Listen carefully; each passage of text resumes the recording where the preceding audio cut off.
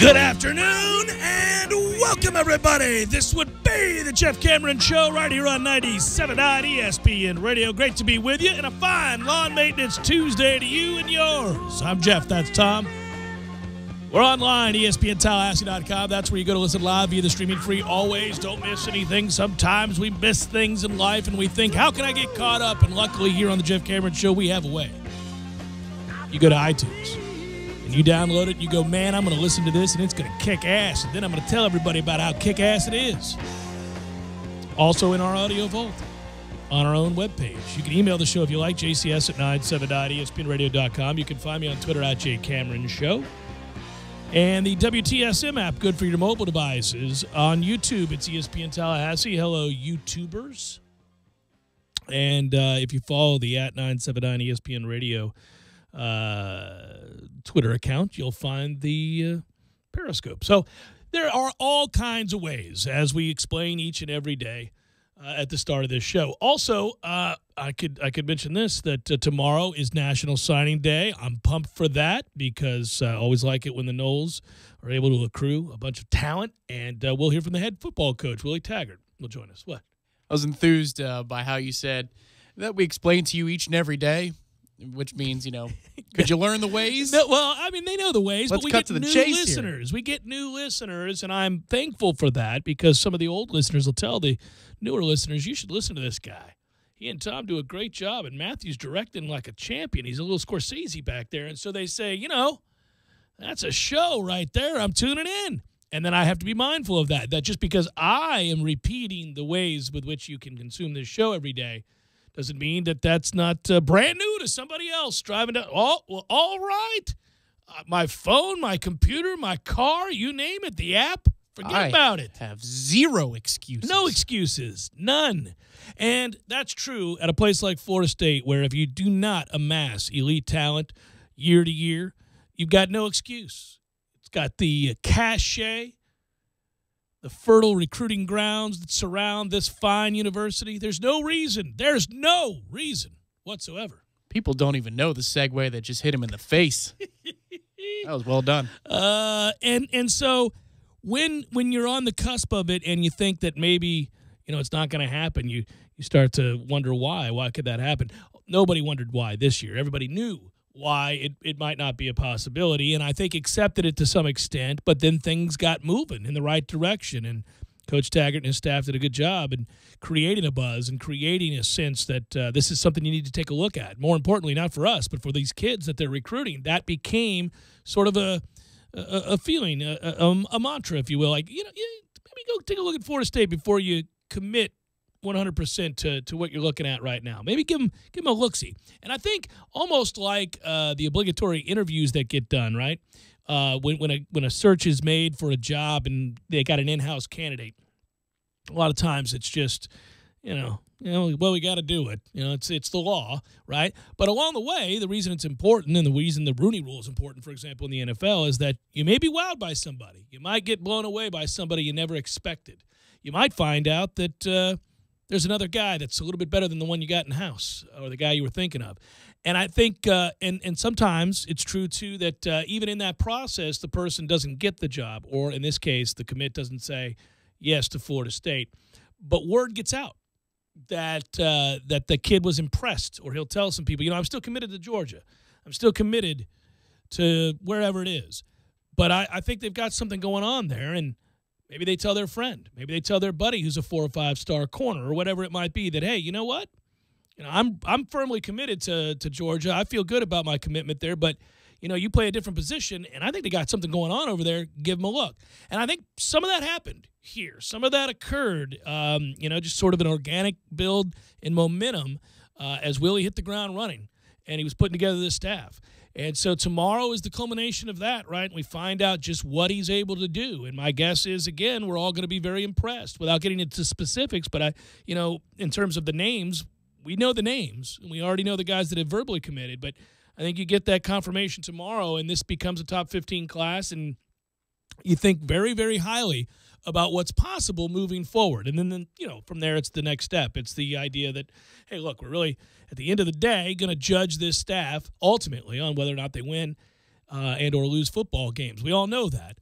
But how many of those you win consistently is reliant upon the kinds of players you're able to bring in and the momentum, that you're able to build in your first couple of years. Because that's the other thing about this, is that time is of the essence. Most of these coaches that win national championships at their new place do so relatively quickly. They capitalize on the newness of things, if you will, and usually bring in a haul of players that can really play and give you your best chance. And you just saw it happen at Georgia, where they played in the national title game, and you knew that pretty, quickly Kirby would be able to assemble a team and recruit exceptionally well that could compete. And they came up this short, just this short. We'll see. Does he get back? Certainly looks like they've built up some momentum there. Got to do it. And you go back and you think about the University of Florida, and you look back when they hired McElwain. At the time that he was hired, at least in terms of what he had already accomplished in his coaching career, having been on the staff with Saban at Alabama, et cetera, and then did a really good job at Colorado State. There was no getting around that. The job he did at Colorado State is why he garnered a look from some pretty prominent universities in big-time Power 5 conferences. And so they thought, okay, well, that will work. And he missed the window. He missed the window there to find his quarterback. And you're an offensive mind. You get somewhere. You got to have a quarterback, obviously, to execute the vision. And they were real close. Will Grier was that guy. I think they would have been able to perhaps cobble together a season that gave people a belief in earnest that they were on the cusp of winning big in the SEC and thus on the national stage. But he kicked Will Grier off the team, and that turned out to be a fateful decision because they never could find a quarterback, and they began to lose football games, and the defensive players that had been acquired under the previous regime began to trickle on to the NFL. And soon it became, an exercise in mediocrity. And when that happened, Florida was doomed. And that's why when we look at the transitional stage now here at Florida State, we say, all right, how quickly can Willie and his staff put together, and assemble an elite recruiting class? Well, we think certainly he's going to salvage this one, probably put together a knockout class for next year because he'll have the full year. And don't fool around and let him win a bunch of games this year and be ahead of schedule, because that buzz that was created at a place like Clemson, like Georgia, and others will happen here again, like it did here under Jimbo Fisher. It'll happen again, and it'll happen quickly, and that's obviously the hope of everybody wearing the garnet and gold. Time's a funny thing. It always moves at the same speed, but we don't feel like it does. It doesn't exist either. Right. But it always moves, right, by our definitions, at the very same speed. Willie's been here for 2 months. He was hired 2 months ago. It feels like about 6 at this point, doesn't it? Yeah. I mean, because of all the hoping and the new energy, and we're still another 6.5 months away, 3 weeks actually, plus the 6 months until we're actually playing a game that counts. So, it's hard to temper all of this enthusiasm, but at the same time, it's worth noting in these 2 months, you were optimistic about the hire. I was optimistic about the hire. But I think it's fair to say, for what he can do to this point, he's making us feel even more optimistic. Oh, yeah. For me, that's the case. Should. And I think if he didn't, I'd be very alarmed. I mean, I wonder, and again, I'm not going to get down into the mud here, but when you look at Texas A&M's situation right now, and I say it's the same in that they've got a new coach. And with that comes expectations. And obviously, everybody, when you turn over a new leaf, you're very excited. It's like your workout plan in January just after New Year, right? I mean, everybody gets excited until there's a reason not to be, until there's a reason to raise an eyebrow. Now, what you want to do is capitalize on that forward momentum. You want to capitalize on where you're at. And so, now listen, it may work out there. Again, I don't know, but they're in the 30s currently. Now, they're expected to close pretty strong tomorrow, and I think rocket up the charts there.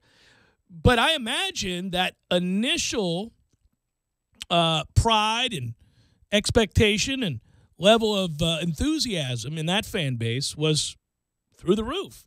It's probably quelled quite a bit because we haven't seen just this massive flip in the way that the recruiting class looks at Texas A&M.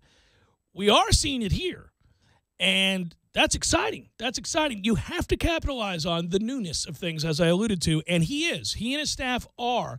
And I think they've had to navigate, obviously, very choppy waters because, you're putting together that staff while you're getting kids to buy into a vision, and you're asking them to trust that the guys you're going to hire, their position coaches, are going to be good and they're going to do right by you. Just believe me. Believe you me, this is going to work out. Well, that's tough to do. Maybe I'm jumping the gun by a day, news cycle-wise, but I'm going to assume that tomorrow we're going to get 70% of everybody that's deciding between Florida State and somebody else. Like the ones that are being covered right now by the recruiting services. The nitty-gritty, the guys that not the players that throw a token Florida State hat on the table to make it look more interesting when they play three-card Monty. Harrison and the Jordan Seattle. Young and the Malcolm Lamar and these guys. Miller, the linebacker, and James Foster, obviously the quarterback who's considering between Florida State, LSU, Alabama. I think we're going to hit on the majority of those kids and then some. So at that point, if you're factoring in that he gets you around the top dozen, depending upon the recruiting service you look at, certainly inside the top 15 for a recruiting class. And then you take into account the difficulties he had at times of completing his staff, but still overall capitalizing on the buzz of being the new head coach and bringing a modernized offense, one that's up-tempo. We'll see how successful it is compared to, what Jimbo's was at the height of its power, but still. And the value of those hires and the candidates that we closed on. All of those things into account. How do you feel about Willie, assuming that tomorrow goes well? Better than you did when he was at, the dais? Worse? Tempered? No, the same. Where's the enthusiasm? No, the same, because I was so excited at that press conference, and I think everybody was. It was palpable in the room, that sense of pride welling up. You had a guy that believed in the university, loved the university, expressed it in a way that Coach Fisher never did. And I think that obviously rallied the troops, if you will. Now, you should, as many people have pointed out, and as you and I have discussed before, you should always win a press conference, especially when you're being hired. You better win that one. Don't win that one. We're off on the wrong foot here. You've had some time to think about this, and there are certain hot-button topics and things you can say that will win over the room pretty easily, usually when you're in a friendly environment, right? As long as you're aware of that environment. And he nailed that, but I also thought it was in earnest. I really thought that came across as genuine, and I think that's the other reason that he won over the room. Wasn't just that he said, I love the garnet and gold. It isn't just that he wanted to be a Knoll and talked about his childhood and upbringing and all of that, and that this is the place he's always wanted to be, and used phrases like dream job. It was because he sounded genuinely touched by the opportunity and the accomplishment for him in his career. And that's good. Again, it remains the same because he's hit the ground running and done a good job. I like the staff he's assembled. But, listen, I'm not under any illusion here that if you don't win football games, it doesn't make a damn bit of difference about how good we felt about you when you won over that press conference and when you were hired and even the kind of class you're putting together right now. You got to win.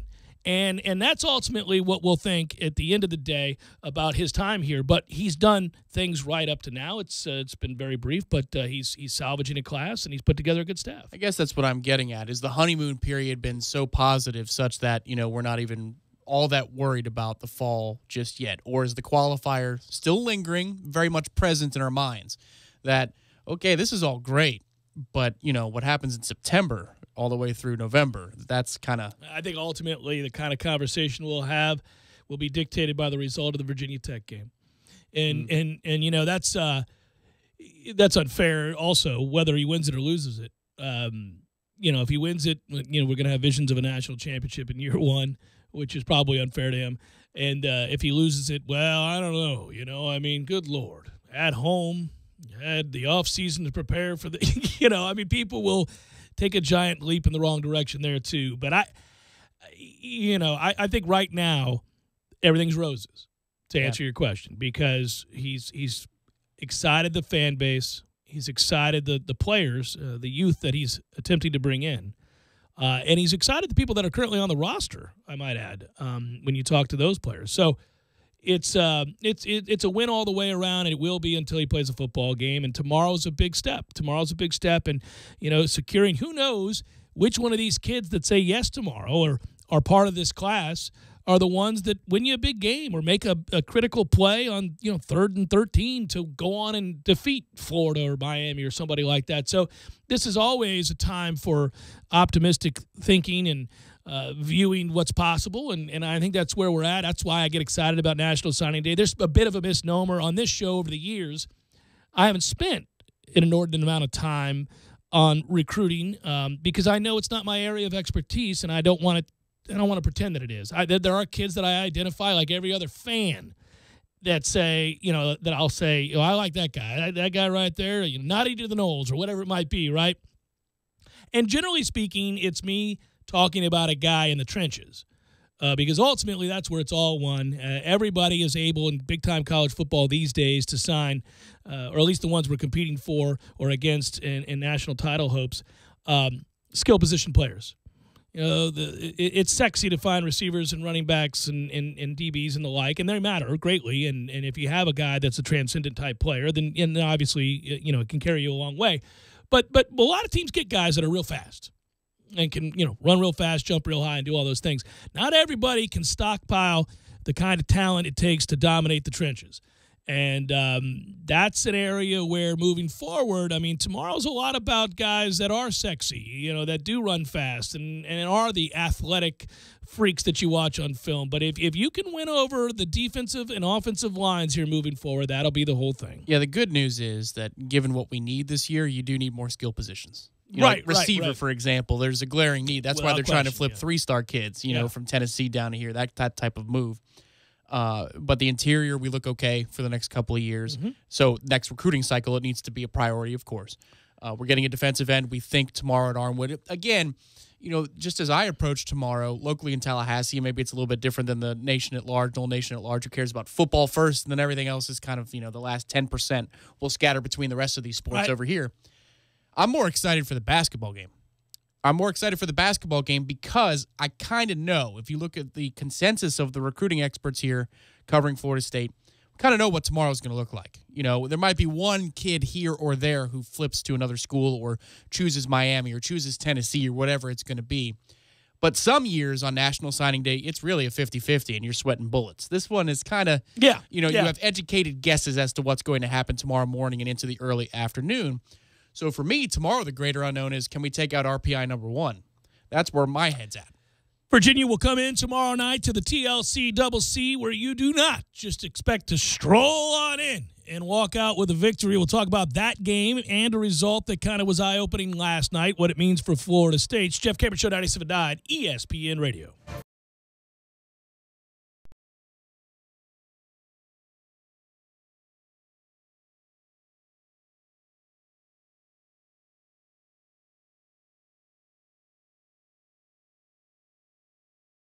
When you're in need of auto repairs, look no further than Nice Tire and Auto Service. Nice has been in business for 16 years with long-term, knowledgeable sales associates. They have the latest wheel balancing machine in the industry. And for passenger vehicles, they service AC, brakes, suspension, tune-ups, and much more. Never sit through a long wait. Nice Tire and Auto has 10 service bays to get you back on the road quickly. If you have tire problems, check out their large inventory with various Goodyear and Michelin tires. Nice Tire and Auto Service, 4792 Bluntstown Highway, 574-4100. I'm talking tough, like a state of mind. Tough, like a soldier on the front line. Tough when it gets rough, like my Ford truck, always enough. I'm talking tough. Franklin Spring Creek Ford, the place to find your next truck in southern Georgia. I'm talking tough. Hey y'all, we're Chris and Preston from Low Cash. Head to Franklin Spring Creek Ford and see them about all of your vehicle needs. Sorry, boys, I did not have time to pack. We got this. It's right here, guys. We got this. I thought I could handle it. We got this. Moving doesn't have to be a hassle. Call us first at 2 Men and a Truck. No matter the move, home or business, we'll make it a smooth one. I forgot something. We got this. Bottle of red or white wine of your choice. It promises to be a night to remember. Spots are limited, so message them on Facebook to reserve yours now. Mention this ad to receive $5 off your bill. Walk-ins are always welcome to enjoy the daily menu, plus a surprise or two. Fox and Stag, open 5 p.m. to 2 a.m. Tuesday through Saturday.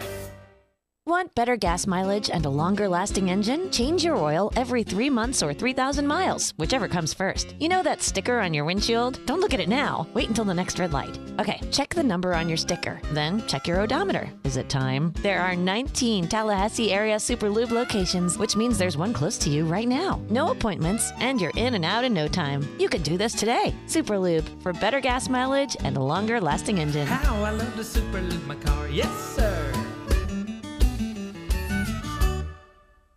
During Aaron's anniversary sale, you're gonna be blown away. Get big lease-to-own savings on an LG 65-inch 4K TV, an Amana laundry pair, bedrooms, living rooms, and so much more. Plus, get 6 months same as cash with no credit needed and free delivery and setup. All month long, come to a participating Aaron's store and get 6 months same as cash. Or visit aarons.com during Aaron's anniversary sale. Transaction advertised as a rental purchase agreement. Some restrictions apply. See store for details.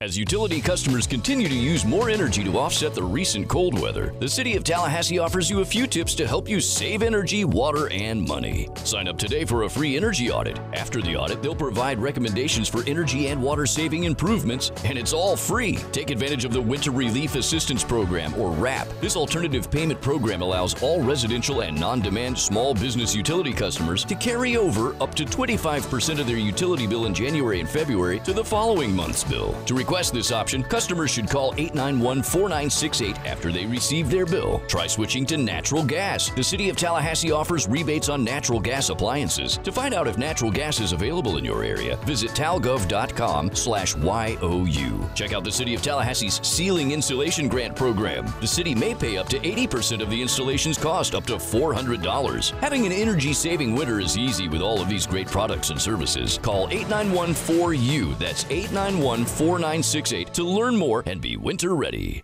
This time of year, I don't have kids, I have eligible dependents. I'm not just a woman, I'm the head of household, and I don't file taxes. I file a 1099 with Schedule C and Form 5329. Staples has everything you need for tax season, including the latest software like TurboTax. So get the help you need to file with confidence. And now TurboTax is up to $15 off at Staples. Now I have to take my eligible dependents to soccer practice. Staples. Less tax stress equals more tax success. Expires 2/17/18.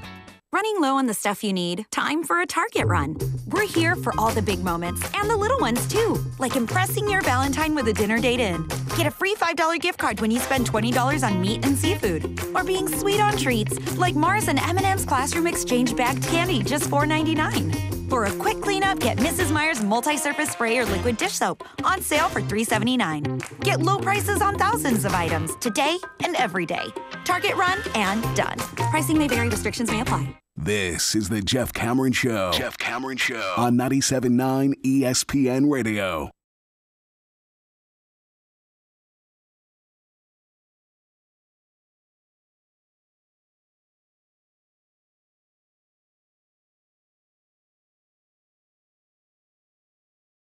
So the ACC, always interesting in the world of basketball, gets even more interesting after the results last night. There was one of only 3 ACC teams who were undefeated at home in league play entering this past week, and Louisville has now dropped 2 straight at the KFC Yum Center. One of those you know very, very well. It was the win that Florida State got on the road. And then it happened again last night as Louisville lost to Syracuse 78-73. And at the end of the day, Syracuse had a 20-9 advantage in points off of turnovers. Everything else was fairly statistically even, and thus it accounts for the loss for Louisville. And a lot of people today said, well, now, damn it, does that offset our win there, or does it somehow mitigate what that meant? No, it's the ACC. It's what happens when good basketball teams play other good basketball teams, and there are stretches where sometimes you lose a couple in a row. Sometimes you lose 2-3 in a row. Hell, it happens. And if you're not careful, or you're not playing well, or somebody's out or not quite right, or can't find their shot, whatever it might be, you lose basketball games. And that's why we look at the entirety of a resume at the end of the year. That's why we say, the ebbs and flows of a season, the ups and downs and all that, what'd you do at the time that you did it, who'd you do it against, and what was on the line. And for Florida State, their record against RPI top 50 teams, as I said, is still really good, 5-3 on the year, and that's, Louisville's still a top 50 RPI team. That's a nice resume-building win that Florida State got, in spite of the fact that Louisville went on to lose the next game against Syracuse. Prior to that, they had lost to Virginia, which there was no shame in that. Everybody has in the conference this year, as they are the number 1 rated RPI team. And that brings me to my next point. That's who's coming to town tomorrow at the TLC-CC, Virginia. And, I've tried to get a feel for the game because, obviously, if you've listened to the show, you know that I was very high on Virginia early in the season. So was everybody. I'm not saying I was the only guy out there pointing to Virginia, but watching them play, I thought, wow, there are a few things a little different this year about this Virginia team. They've always played stifling defense, and they have a system by which they adhere to, and sometimes it can be downright boring to watch Virginia play basketball. But this year's version wasn't boring, and one of the reasons it wasn't was because they could score. And I thought, well, that's a deadly compliment to the defensive brand of basketball they play. So if they're going to score and stop you from scoring, that all adds up to a gaudy record. And so it is that they're 22-1, 11-0 in the ACC. Does it happen tomorrow night for us? I'll be honest with you, I wouldn't be shocked. And I think that's probably, again, one of the great compliments that you could pay Leonard Hamilton and his staff and where this program's at currently. Is Florida State the best team in the ACC? Obviously not. They're not first, second, or third. Although over the last, whatever the stat is, I think 7-8 years, they are a top 3 team in the conference in terms of record. But the thing to note is that they are at a place where, as Tom and I are fond of pointing out, that they can beat anybody in any given night. I mean, they are good enough. They have the requisite players where it's not a stunning development if they get a big win against a real good team. Back in the day when this was a program of zero significance, they also upset people. They beat Duke. I'd be sitting there at the TLC-CC cracking up going, well, how about this? We're gonna beat Duke tonight, are we? And we're going to finish with a sub-500 record on the season. That's got to be maddening to Coach K. But those were monumental upsets, and they were extreme outliers, if you will. And nowadays, last year, obviously, where they win 26 games and didn't lose at home. But even this year, after the exodus of so much scoring, to see them at 6-5 in the conference and to look at that 17-6 record and to see the 5-3 against RPI top 50, you see that and they can beat anybody at any given time. They can also, if they're not playing real well, they can drop a game to a team like Wake Forest, as we saw the other night, as disheartening as that was. But at the end of the day, I think it's a program now is at a place where certainly beating the upper echelon teams in this league is not a shock. No, it's not, but I'll posit this question then your way. Would a win by 5 points or fewer for Florida State tomorrow shock you more or less than a loss by double digits? Because we play everybody close, but we're also talking about Virginia. So which one would shock you more, a victory tomorrow night or a loss by more than 10? I certainly wouldn't be shocked if we lost by more than 10. Right. Yeah. No, I mean, that's... but you wouldn't be shocked if we won either. So that's why Virginia, again, I play that game where I decide, all right, Virginia plays their best game. We play our best game. What happens? Well, it's not good for us. Right. But, the beauty of a home game and in the middle of a week over the course of a long season is that you don't get everybody's best game each time out. This isn't a team that is forever locked in for every game like it's a tournament, like it's the NCAAs where you're going to get everybody's best shot or certainly their most focused shot. Maybe you catch a Virginia worn down.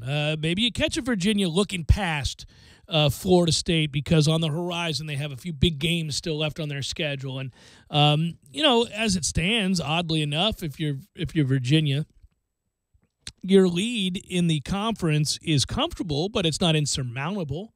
You're only 3.5 games up on Duke. You're 3 games up on Clemson. So, I guess you could overlook a game here or there. Unfortunately, I don't think it's at a place where they could go through the motions. I think they'll be pretty focused.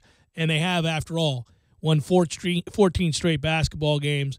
They do have the number 1 RPI in the country, as we noted. 22-1 and really good. Yeah, I was looking at the RPI today a lot. I know it's not the final determining factor, but it's a good, litmus test, especially in early February where you're trying to see what lies before you, where you are, what have you done.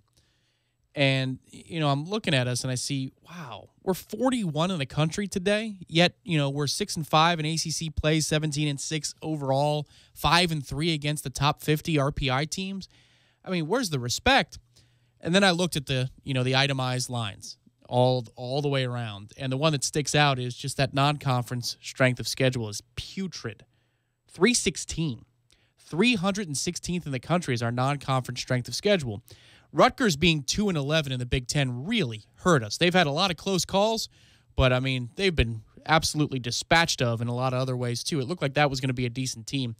That's just one of many things that has gone wrong for us with teams that we played in the non-conference slate. But that's what's holding us back. Like, if you see a team like Miami, they're number 18 in the country right now, and you think, well, they're not that much better than we are. Right. Really? Are they? So they're 22 spots ahead of us in the RPI, 23 spots. It's because our non-conference strength of schedule, and that's not going to change between now and the end of the season, obviously.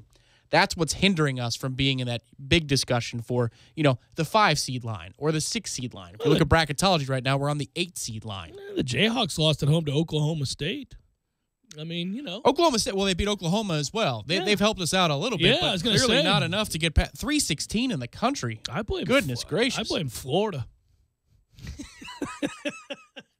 By the way, as for Virginia, if you're wondering, this is what they've done the last 3 games against the likes of, or the last 4 games against the likes of Clemson, Duke, Louisville, and Syracuse. Pretty tough stretch, by the way. If you have a stretch that features Clemson, Duke, Louisville, and Syracuse, at least this year's version of Clemson, you'd say, well, what'd that look like? 61-36. That's the game where I chastised Clemson for looking like a girls' middle school basketball team. And then scoring 36 points, sweet Jesus. And that's a good Clemson team, but that hurt my feelings. Just don't do that tomorrow night, guys. Just don't do that. No. Don't do that. That's hard to watch. Put up a 30 spot. Go ahead and get beat if you're going to get beat, 110-88 or something. I'll live with that. I can't put up a 30 spot. Either people are going to leave the ESPN Tallahassee Corner Pocket Executive Suite, or it's going to get rowdy. Or it's going to get rowdy. It could get rowdy. Yeah. Woo. At Duke, they won 65-63. Fun game to watch. Obviously, they beat Louisville the other day, 74-64, and they beat Syracuse 59-44. Interesting to note, prior to that, they played Wake Forest, whom, we saw unfortunately upset us a week ago. And that game was an ugly-ass 59-49 game. So they did kind of return to the ugliness. What they do. Yeah.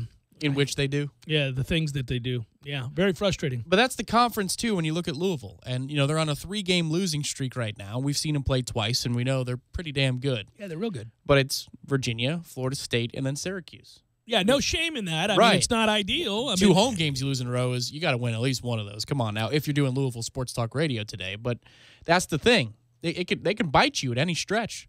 As long as you face a middling and upward ACC team, you can lose, and there's no doubt about it. I'm just happy that college basketball is at a good place where, any given night I sit down and decide, all right, I got a game to watch tonight. I got something that I can find remotely interesting. For example, TCU and Kansas is the late game tonight. And then also Tennessee and Kentucky is a good basketball game. You got good games, this every week. And now we're getting down to the nitty gritty. I said it yesterday, but this is a big week for North Carolina and where they're going to be in the final ACC standings. Your reigning national champ play Duke on Thursday, and then they turn around and play NC State on Saturday. So that's going to be big for where, they'll probably go 1-1, so therefore it doesn't change anything at all.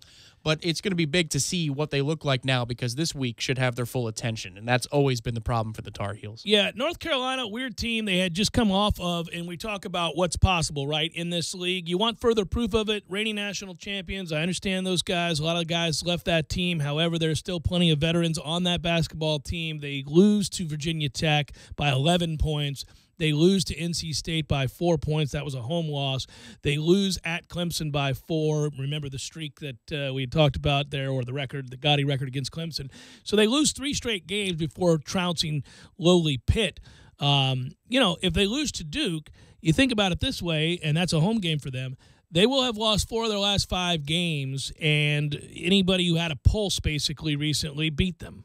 There you go. I mean, they got Barry and May still on that team, right? Yeah, and Pinson's a good player and a tough player. Barry's never going to graduate, apparently. Exactly right. But here's North Carolina. They lose 3 in a row. Louisville loses 3 in a row. Duke loses a game at Boston College and loses to St. John's. St. freaking John's. Basketball is it's a funky thing. It can be infinitely frustrating. I have to remind myself of that even after, like a loss to Wake Forest. By the way, who doesn't lose 3 in a row? That'd be these guys. These guys right here in Tallahassee. You're not seeing that. So the Miami-Louisville losses, which would then got a little win in there afterwards against Syracuse. Mm-hmm. Then you had the loss, obviously, to Wake. You'd have thought maybe we were on the cusp of a losing streak. Oh, nay. Looking back at it, that nay. Syracuse overtime win was huge? Yeah. Multi-overtime win. But that turned out to be a big deal. Good thing we enjoyed it from the vista that was the Corner Pocket ESPN Executive Suite. What a view indeed.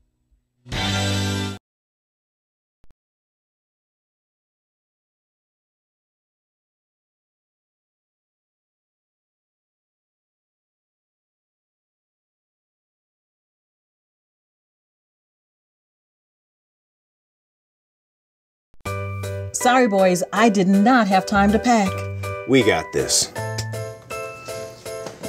It's right here, guys. We got this. I thought I could handle it. We got this. Moving doesn't have to be a hassle. Call us first at 2 Men and a Truck. No matter the move, home or business, we'll make it a smooth one. I forgot something. We got this. When you're in need of auto repairs, look no further than Nice Tire and Auto Service. Nice has been in business for 16 years with long-term, knowledgeable sales associates. They have the latest wheel balancing machine in the industry. And for passenger vehicles, they service AC, brakes, suspension, tune-ups, and much more. Never sit through a long wait. Nice Tire and Auto has 10 service bays to get you back on the road quickly. If you have tire problems, check out their large inventory with various Goodyear and Michelin tires. Nice Tire and Auto Service, 4792 Bluntstown Highway, 574-4100. I'm talking tough, like a state of mind. Tough, like a soldier on the front line. Tough when it gets rough, like my Ford truck, always enough. I'm talking tough. Franklin Spring Creek Ford, the place to find your next truck in southern Georgia. I'm talking tough. Hey y'all, we're Chris and Preston from Low Cash. Head to Franklin Spring Creek Ford and see them about all of your vehicle needs. Customers constantly tell us that they're getting several estimates to compare apples to apples. You ever bite into an apple and find out the inside is rotten? Cheap roofing quotes are just like that rotten apple. Quote looks shiny and delicious because it's the cheapest, right? But you wind up with that rotten apple that leaks or starts to fail immediately. All roofing quotes are not equal. Cheap estimates equal cheap materials, subpar labor, or both. For quality that lasts, call us at 656-8112. Harper Brothers Roofing, professional every time. Stay safe and dry inside. License number CCC 049350. Need a place to watch your favorite sporting event? Hobbit American Grill, voted best wings in Tallahassee by Tally Awards 3 years in a row. They have daily lunch specials, all under $9, happy hour drink specials, and happy hour on Friday, 2 p.m. to close. Darts are now available on West Pensacola Street. Hobbit American Grill keeps it local with a wide variety of locally crafted beers, plus a full bar. Hobbit American Grill, 3 locations to choose from: 400 Capitol Circle Southeast, 2020 West Pensacola Street, and 5032 Capitol Circle Southwest. Visit them online at myhobbitonline.com. It's been called shell shock, war neurosis, and battle fatigue. Today, we call it post-traumatic stress disorder, and it affects 1 out of every 5 warriors returning from battle in Iraq and Afghanistan. The Wounded Warrior Project offers comfort and support for warriors with PTSD and all other scars of war, whether those scars are visible or hidden. Find out how to help, because for warriors, the greatest casualty is being forgotten. please visit woundedwarriorproject.org. Don't just listen to The Jeff Cameron Show. Watch it live. The Jeff Cameron Show Streamcast. Live weekdays 3 to 6 p.m. Head to ESPNTallahassee.com today to watch live or catch up on demand. The Jeff Cameron Show Streamcast. Brought to you by Nice Tire and Auto, your trusted Goodyear dealer. Nice Tire and Auto, just minutes away from FSU campus. Barry knows school, he's keeping you comfortable. Barry knows school, you can put him to the test. Seasons change, but your confidence in your home comfort system shouldn't. When you turn to the experts at Carrier and Barano Heating and Air, you'll be comfortable in your home all year long. This winter, take advantage of great rebates and 0% APR financing for 36 months. Learn more online at baranoac.com. Barano Heating and Air Conditioning. Florida license number CAC 057652. Nestled in Midtown Tallahassee, you'll find a piece of old Ireland. Finnegan's Wake Irish Pub. Locally owned and operated, Finnegan's Wake is the only pub in Tallahassee with an authentic Irish bar. Finnegan's Wake offers the largest selection of Irish whiskey in town and pours more Guinness than any bar or restaurant from Pensacola to Jacksonville. Open daily from 3 p.m. to 2 a.m., Finnegan's offers live music from local and national acts, karaoke, and hospitality nights, and is Tallahassee's premier viewing location for all professional soccer leagues matches. Finnegan's Wake Irish Pub, right off Thomasville Road next to 5th and Thomas. Come join us for a pint, a match, and more stories. ESPN Radio Sports Center. I'm Christine Lisi. Right now, Josh McDaniels, the Patriots' offensive coordinator, no longer. The Colts officially named him their new head coach. NBA, the Cavaliers trying to stop their downward spiral in tonight's visit to Orlando. Cleveland's lost 12 of 18, and 4 of those losses in that span have been by at least 24 points. The Cavs' malaise is the fault of two parties, in the opinion of ESPN's Byron Scott. Some of the blame, I think, has to go on ownership. And then I think there's some blame that has to go with LeBron James as well. You know, he is the main figurehead of this basketball team. And as much as he tells everybody that he's just a player, we all know that they talk to him about trade, about free agency, and everything else that has to do with building this team. After missing the last 3 games with bruised quads, Celtics guard Kyrie Irving told reporters he will play tonight in Toronto. ESPN's Adrian Wojnarowski reporting Boston, Denver, and Philadelphia have emerged as the front runners in pursuit of a trade for Memphis guard Tyreek Evans. The trade deadline is Thursday. Baseball, the Giants, in an announcement sure to spark debate, said they will retire Barry Bonds number 25 on August 11th against the Pirates. To win in basketball, you got to play great coverage. And with Straight Talk Wireless, you know you're getting great coverage because they use the exact same 4G LTE towers as the big carriers, but for a lot less. Straight Talk Wireless, only at Walmart. Refer to terms and conditions of service at straighttalk.com. Live from the AmeriGas Propane Studios in the capital city of Tallahassee, this is the Jeff Cameron Show on 97.9 ESPN Radio.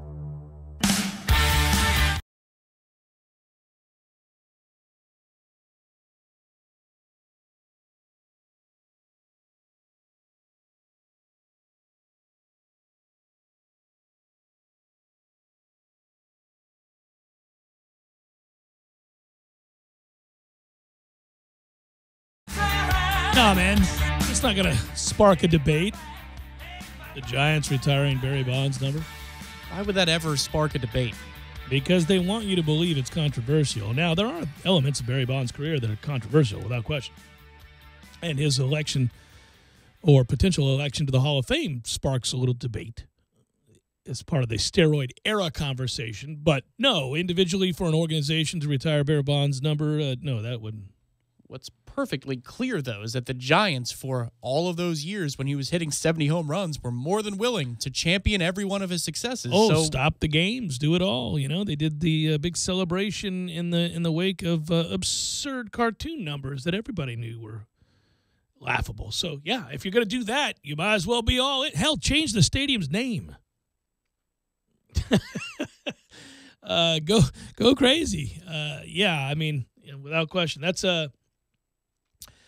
not a controversial thing. But I do know that whenever we hear the local sports centers, they tend to trend. That's not the local sports center. That's the National Sports Center. But they tend to trend towards the salacious.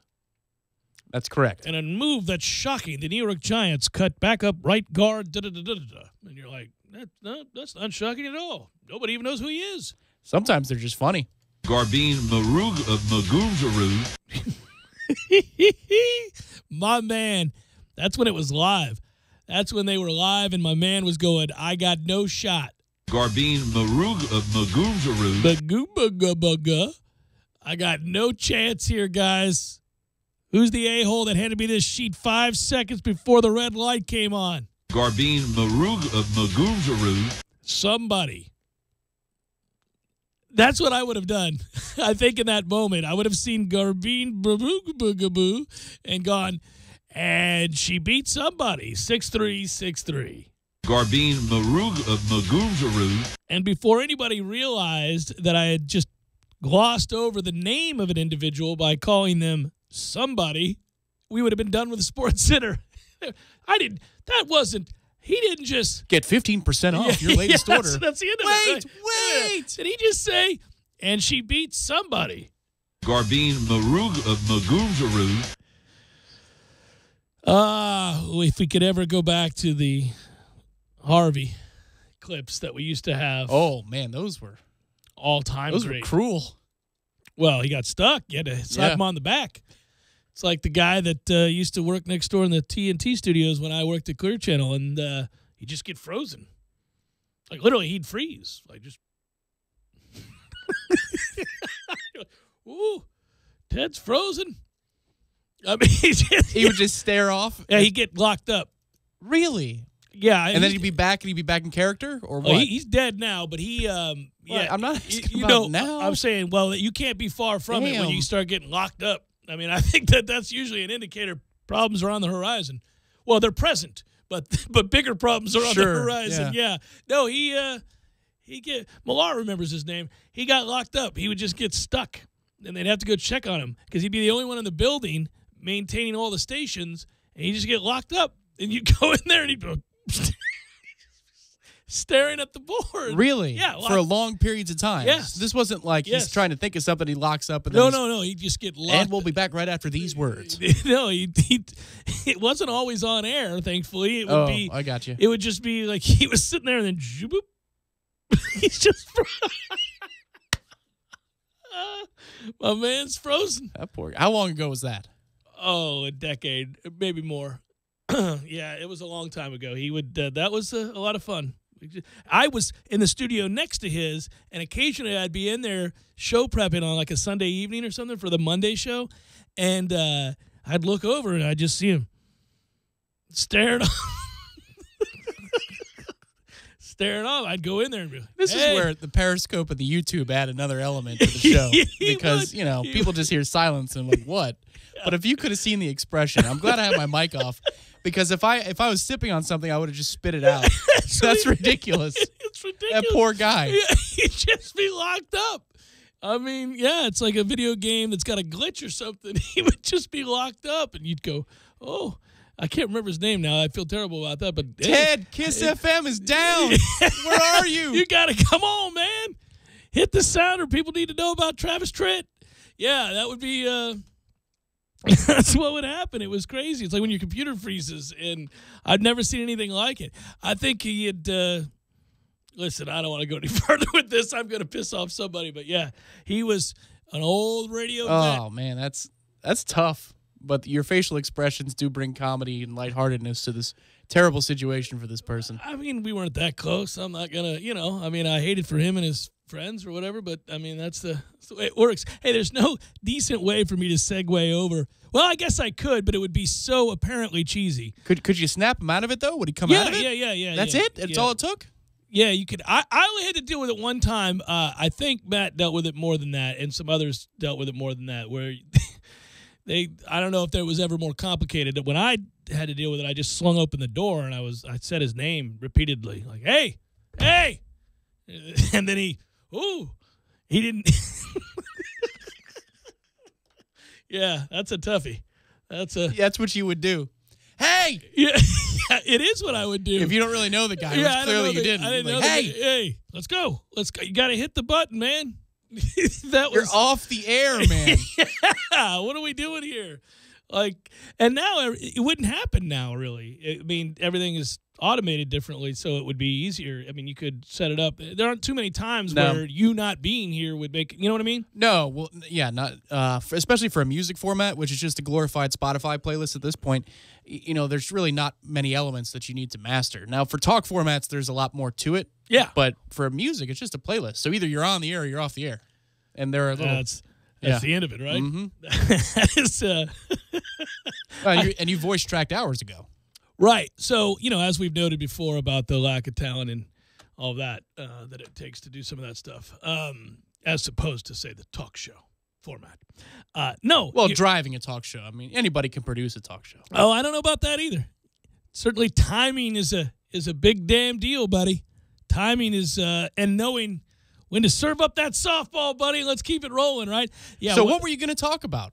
What was that segue? What was that going to be? Baseball. That was a softball right there. I know it was, but this is baseball, and I can't really get into it. What I can do is tell you that if you're wondering, it did get noted. So this is a brief snippet of information that may concern you as a Knoll. Auden Tate, Ryan Izzo, Rick Leonard, Derek Nottie, Josh Sweat, Jacob Pugh, Matthew Thomas, Tavares McFadden, and Derwin James, all guys that are invitees to the NFL Combine. That sounds about right. All of them have athletic gifts, but I think the most intriguing one to me is going to be Auden Tate. I just wonder what he is from a Combine standpoint, because he's a hell of a receiver, and his gifts were so refined by the time he was done here.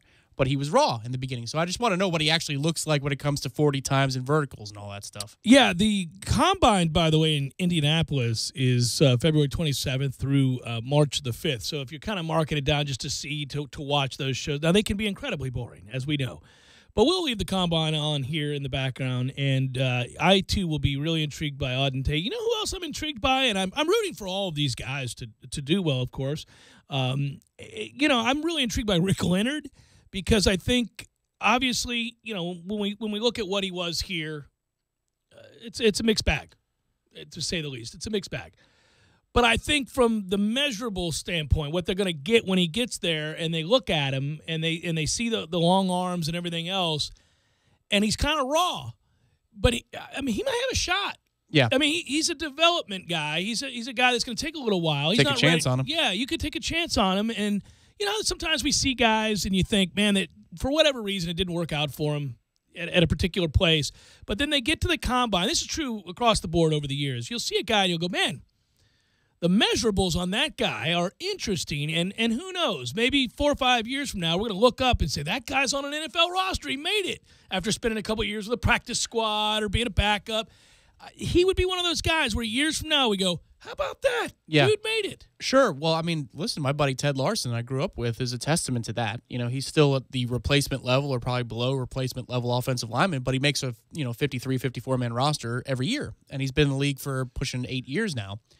But he was a defensive tackle at NC State. They flipped him to center towards the end of his career. He got drafted, and he stuck. It was a position change late in his college career, and it was good enough to get. He made the Combine, but it was good enough to get him to where he's making roster after roster after roster. And he isn't as gifted athletically as Rick Leonard. He was a good defensive tackle for NC State before he was the center, but he wasn't, a player who was capable of winning the Spring Defensive Player of the Year award at Florida State University. I think that's true, though. It was just we had a logjam at the position of defensive end at the time. He flashed, if you remember, in the spring game that year. He had that one game where you go, look at my man. Yeah. Yeah, it looks like he might play a little bit. He got time in the Peach Bowl, too, if I recall correctly. Well, here's the thing. There are some no-brainers here, the obvious one being Derwin James. Everybody else has interesting good and bad, attributes that you could look at here, pluses and minuses, and not to harp on the minuses of everybody, but they're usually pretty self-evident. Like if you're looking at a player like Josh Sweat, well, his get-off isn't great. He's not explosive off the edge. If you're setting the edge, you love him all day long. You love him against the run. How is he as a pass rusher, and what are we looking at in that? And obviously he had the devastating knee injury, and so people will look at him and say, well, all right, how healthy are you? I know what you were asked to do there. Can you do some of this other stuff? Matthew Thomas is, I think you'd argue, an undersized linebacker, but athletically gifted.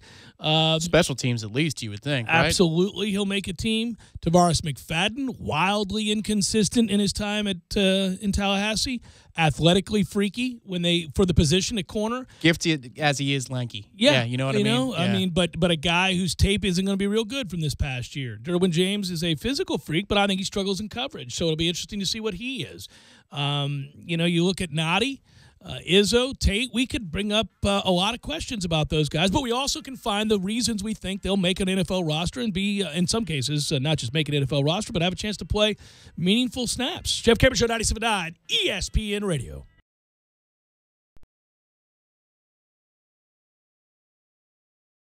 When you're in need of auto repairs, look no further than Nice Tire and Auto Service. Nice has been in business for 16 years with long-term, knowledgeable sales associates. They have the latest wheel balancing machine in the industry. And for passenger vehicles, they service AC, brakes, suspension, tune-ups, and much more. Never sit through a long wait. Nice Tire and Auto has 10 service bays to get you back on the road quickly. If you have tire problems, check out their large inventory with various Goodyear and Michelin tires. Nice Tire and Auto Service, 4792 Bluntstown Highway, 574-4100. I'm talking tough, like a state of mind. Tough, like a soldier on the front line. Tough when it gets rough, like my Ford truck. Always enough. I'm talking tough. Franklin Spring Creek Ford, the place to find your next truck in southern Georgia. I'm talking tough. Hey y'all, we're Chris and Preston from Low Cash. Head to Franklin Spring Creek Ford and see them about all of your vehicle needs. Sorry, boys, I did not have time to pack. We got this. It's right here, guys. We got this. I thought I could handle it. We got this. Moving doesn't have to be a hassle. Call us first at 2 Men and a Truck. No matter the move, home or business, we'll make it a smooth one. I forgot something. We got this. 93535, that's Games for Less. I give to you easy laundry service from my friends at Wash Around the Clock. Oh, buddy, this is a game changer. If you're like me, your life is hectic. Between work, school, your kids' sporting events and activities, well, it leaves you precious little time to kick back and take a load off. About the last thing you want to do is hours of laundry, but there it sits, staring at you, taunting. No more. That's right. More watching, less washing. Save hours of valuable time when you sign up not doing laundry with easy laundry service from Wash Around the Clock. Whether it's dry cleaning or just plain laundry, Wash Around the Clock's easy laundry service will pick up and deliver at your home or office. So sign up for free today at easylaundry.net, or you can give them a call, 850-597-9007. Again, sign up today at easylaundry.net. Oh, and by the way, I got you. Use promo code JCS20 and save 20%. That's promo code JCS20. You're saving 20% on your first order. That's easylaundry.net from Wash Around the Clock. Are you wanting to raise some extra cash fast? Think Thrifty Nickel. Need to clean out that garage full of stuff you never use? Think Thrifty Nickel. Need a newer car or truck and don't want to break the bank? Think Thrifty Nickel. Buying or selling, your best bet is Thrifty Nickel. All ads appear in print and online for maximum results. Place your ad today and ask for their guaranteed results special. Call 385-0505. Get your free copy of American Classifieds, available at hundreds of locations throughout the greater Tallahassee area. And now, Jeff and Eddie wasting time when they're supposed to be recording a commercial. What were we drinking? It was tall. I just remember there was a lot of it. And it was cold, and it was so hot outside. Man. It was crazy. I couldn't even breathe. breathe. Then the truck came up with the dude. Oh, that guy. Food was good. Yeah, the food's always good. Gordo's, bringing the flavor and flair of Cuban food to Tallahassee since 1996. This time of year, I don't have kids, I have eligible dependents. I'm not just a woman, I'm the head of household, and I don't file taxes. I file a 1099 with Schedule C and Form 5329. Staples has everything you need for tax season, including the latest software like TurboTax. So get the help you need to file with confidence. And now TurboTax is up to $15 off at Staples. Now I have to take my eligible dependents to soccer practice. Staples. Less tax stress equals more tax success. Expires 2/17/18. Running low on the stuff you need? Time for a Target run. We're here for all the big moments and the little ones, too, like impressing your Valentine with a dinner date in. Get a free $5 gift card when you spend $20 on meat and seafood. Or being sweet on treats, like Mars and M&M's Classroom Exchange bagged candy, just $4.99. For a quick cleanup, get Mrs. Meyer's multi-surface spray or liquid dish soap on sale for $3.79. Get low prices on thousands of items today and every day. Target run and done. Pricing may vary. Restrictions may apply. Driving every day from the AmeriGas studios in the capital city of Tallahassee, this is 97.9 ESPN Radio, WTSM, Woodville, Thomasville, Tallahassee. ESPN Radio Sports Center. I'm Christine Lisi. At this hour, it's official in Indianapolis. The Colts named Patriots offensive coordinator Josh McDaniels as their new head coach. NBA, the Cavaliers return to the court tonight against the Magic. Cleveland, 12 losses the last 18 games, trying to right the ship.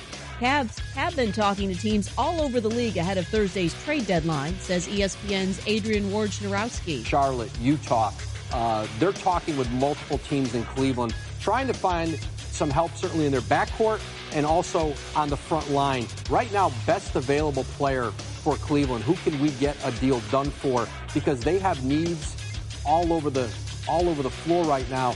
Celtics guard Kyrie Irving said he'll return from a quads issue tonight against the Raptors. The NBA fined the Lakers $50,000 for violating the anti-tampering rule. The fine in response to comments made by LA president of basketball ops Magic Johnson about Milwaukee's Giannis Antetokounmpo in a recent interview. Baseball, in an announcement sure to raise some eyebrows, the Giants say they'll retire Barry Bonds number 25 August 11th. Valentine's bouquets come in all shapes and prices, but the best are at 1-800-Flowers.com. You can get 24 multicolored roses for only $29.99, or upgrade to 24 red roses for only $10 more. To order, go to 1-800-Flowers.com, click the radio icon, and enter code WILL. Live from the AmeriGas Propane Studios in the capital city of Tallahassee, this is the Jeff Cameron Show on 97.9 ESPN Radio.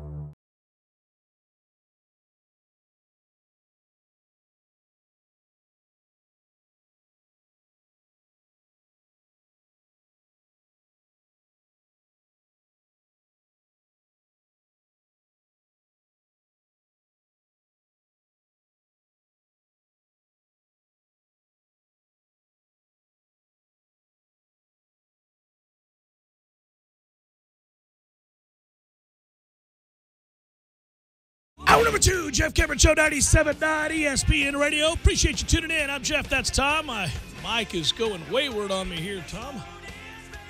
Uh-oh, that's not good. Somebody been messing with it? Wayward mics. Online, ESPNTallahassee.com. You can stream it there. You can find us on YouTube, ESPN Tallahassee. You can find me on Twitter, @JCameronShow. WTSM app, good for your mobile devices. Also, we'll post all 3 hours of the show when it concludes, and that will be on iTunes and in our own audio vault. That's a good thing. Periscoping at 979 ESPN Tallahassee if you're following on Twitter. You're good to go there. You see that I know we got the big game tomorrow. We got, obviously, signing day tomorrow. To reiterate, as I did in the first hour and as I will next hour, I'll let you know that, again, Coach Willie Taggart going to be on the program tomorrow afternoon, scheduled currently for 3:05. So right at the drop, we'll get things started. I'll say hello, and then I'll say hello, Coach. And we will begin the conversation. And busy, fun day. I would think a great day for him tomorrow. If things play out the way that they're looking like they might, Florida State's going to have a very good class in the wake of some pretty tense moments this offseason, and I think that's a day to celebrate. It's a curious interview with Willie in this sense. There's a lot to catch up on, too. Yeah, I don't know how much time he has either, because obviously it's National Signing Day, and he's reaching out to commits and others that he'll be waiting on. He'll be watching from afar in case there are any surprises or anything like that. And, of course, he's got the event tomorrow night in celebration, really, what that is of the signing class. And, of course, we're all gearing up for Florida State, Virginia tomorrow night at the TLC Double C in what should be a great atmosphere, but one that, I think I will be somewhat affected maybe by the events over there at the Antique Car Museum. Yeah, I wonder, if I don't know that they could get a straw poll from, the boosters or whoever has the seats that they get, as a bonus from football sponsorships. Mm-hmm. if they're going to be at that event, because the students already had their allotment sold out. It was the quickest sellout for student tickets of the season, not even close. So I just hope, if it proves to be that way by, let's say, the under 12 media timeout, maybe you go easy on the ushers getting mad at people for moving down and sitting in those seats where people are going to be at the booster event. You can't blame them for going to the first signing day party with this new coaching staff. There's a couple of great options tomorrow night. But, yeah, I hope that, the students can at least carry the day for us. You're a bit of a damned if you do, damned if you don't here, but looking at it from the standpoint of just being, embracing fandom of the moment, to me, it's about being at a live sporting event. My personal choice is about seeing a game that's being played on the field, in this case on the court, over a celebration of a recruiting class. Now, but I get it. That's not everybody's thing, but I want to be there in support of a team taking on the number one ranked team in the RPI in the country, a team in first place of the ACC that has not suffered a loss yet in the conference, because you'd kick yourself if you weren't there to see a team rise up and hand Virginia their first loss this season, something that Duke and Carolina and others haven't been able to do. And it's not crazy to think it's possible. This has become a place that can be difficult to play for opposing teams, including the elite ones, as we've seen in the case of North Carolina, as we've seen last year when Duke rolled in here. And it can be a fun atmosphere. Didn't used to be, but it is currently. And so I'm excited. Listen, it's a tall task. That's a real good Virginia team.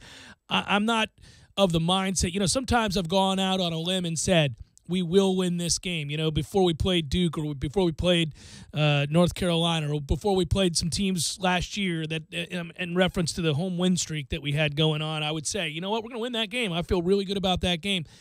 This hasn't struck me that way. I haven't felt like it's a loss either, though. I'll be real honest with you.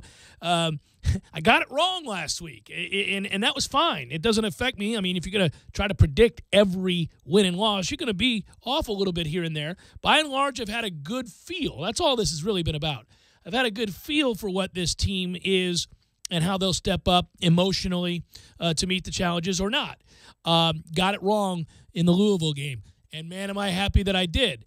But this is one of those games that I have not been able to get a feel for at all, and that drives me nuts. Just personally, it's been eating at me. Like, why don't I have a feel? I think the rational side of me is saying to the emotional side, slow your roll, man. You've watched Virginia play. Hell, you've been talking about Virginia all year long. Since about the 7th game of the year, when you watched Virginia play, you went, ooh, that's a different-looking animal. Thus, I talked about it on the air. I can't then, just because I want it to happen, come in here and say, I feel those vibes. I don't feel those vibes. I feel sort of a measured approach. I think, really, the first time that I'll feel like they've got a chance to win the game. Well, they got a chance to win the game. Of course they got a chance to win the game. But I'll really buy into the idea that they might win the game will be if they're still in it at about 13 minutes left to play in the game. I mean, get me to the 13-minute mark of the second half, and we're still right there, ahead by 2, down by 4, tied, whatever it might be. I'm going to go, all right, okay. However it looks, right? Like, let's go. Yeah, the funny thing about tomorrow is the number one team in the country, RPI-wise, is coming down to Tallahassee, and it's going to be a battle of styles. Can the defensive juggernaut hold down a scoring machine offense? And yet, we're not the defensive juggernaut.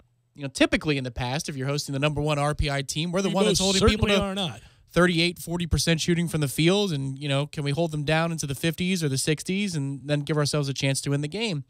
This time around, you'd like this game to be in the 70s or the 80s, and that's the hard part. I think, if you're just painting scenarios here for types of wins and types of losses, resounding loss is the highest percentage.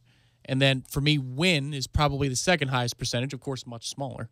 And then heartbreaking loss is probably not in the cards. I feel like it's either going to be a win that comes down to the wire by a possession or 2, or we're going to lose resoundingly so. And the final score might not indicate how we feel about how resounding the game was.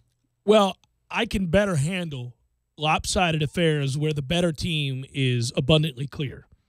I have a hard time with a team that plays its heart out, finds a way to maybe overachieve a little bit, enforce their will some, and then lose in heartbreaking fashion. It's why I was very concerned at the end of the Louisville game when we were trying to throw it away, because Florida State flat out had been the better team on that day, Florida State was better than Louisville. And Louisville didn't play poorly. Florida State just played better. And I wanted that rewarded. I don't like to see things like that, especially when it's my team. I wanted that rewarded. But I can, nobody wants to go over there tomorrow night, pack the house, and have everybody excited about it and imbibe and get loud and cheered on and lose by 30. But at least you walk out of the place if that happens, knowing damn well you're not good enough to beat Virginia. And not on that night and not on most nights. And, okay. Back to the drawing board. Hope we don't face them in the tournament. One of those things is what happens as opposed to being right there at the very end. I know most people will tell you, listen, man, never get blown out. Always give yourself a chance. Be in the game. I'll live with whatever happens. You're going to win some of the close ones, lose some of the close ones. And I think that's true. I think by and large, you want to know you're capable of going toe-to-toe with anybody in the country. In this case, the number one RPI team in the country would give you a great feel for what you're capable of when we get to the ACC tournament, when we, more importantly, get to the NCAA tournament. I'm just talking about emotionally what happens to you when you lose a heartbreaker. Let's hope it is. Virginia's been able to dictate terms in terms of pace against just about every single team they've faced. They run that system to perfection. I have a hard time believing Florida State's going to be able to lure Virginia into an up-tempo back-and-forth game. If that happens, I'll be stunned.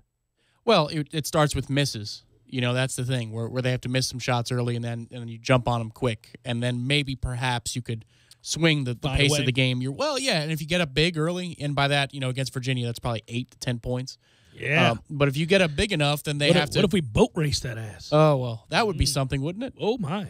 But, the funny thing about Florida State this year is sometimes you look at a team and their performances and you say, or the results, I should say, you say that's not really indicative of who they are. Like, they're a little bit better than they look here and they're a little worse than they look here, but it's something in the middle is true.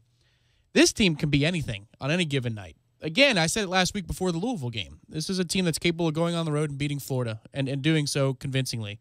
It's a team that's capable of beating North Carolina, playing that game, mind you, 2 different ways. 3-pointers in the first half, around the basket in the second half. It's a team that's capable of going to Cameron Indoor and going toe-to-toe with Duke all the way to the end. It's a team that's capable of losing to Wake Forest on the road, too, and being listless. It's a team that's capable of coming out in the second half, even if momentum is established, and completely giving away said momentum. You just don't know what you're going to get. The greater indicator is that you're going to get a good effort. But you're always going to. I was going to say it's always possible to get a stinker. Effort. Well, you could get a bad performance, but you won't get a poor effort. You're going to get good effort every night. That's one thing. They have a bad loss and they have a very good win.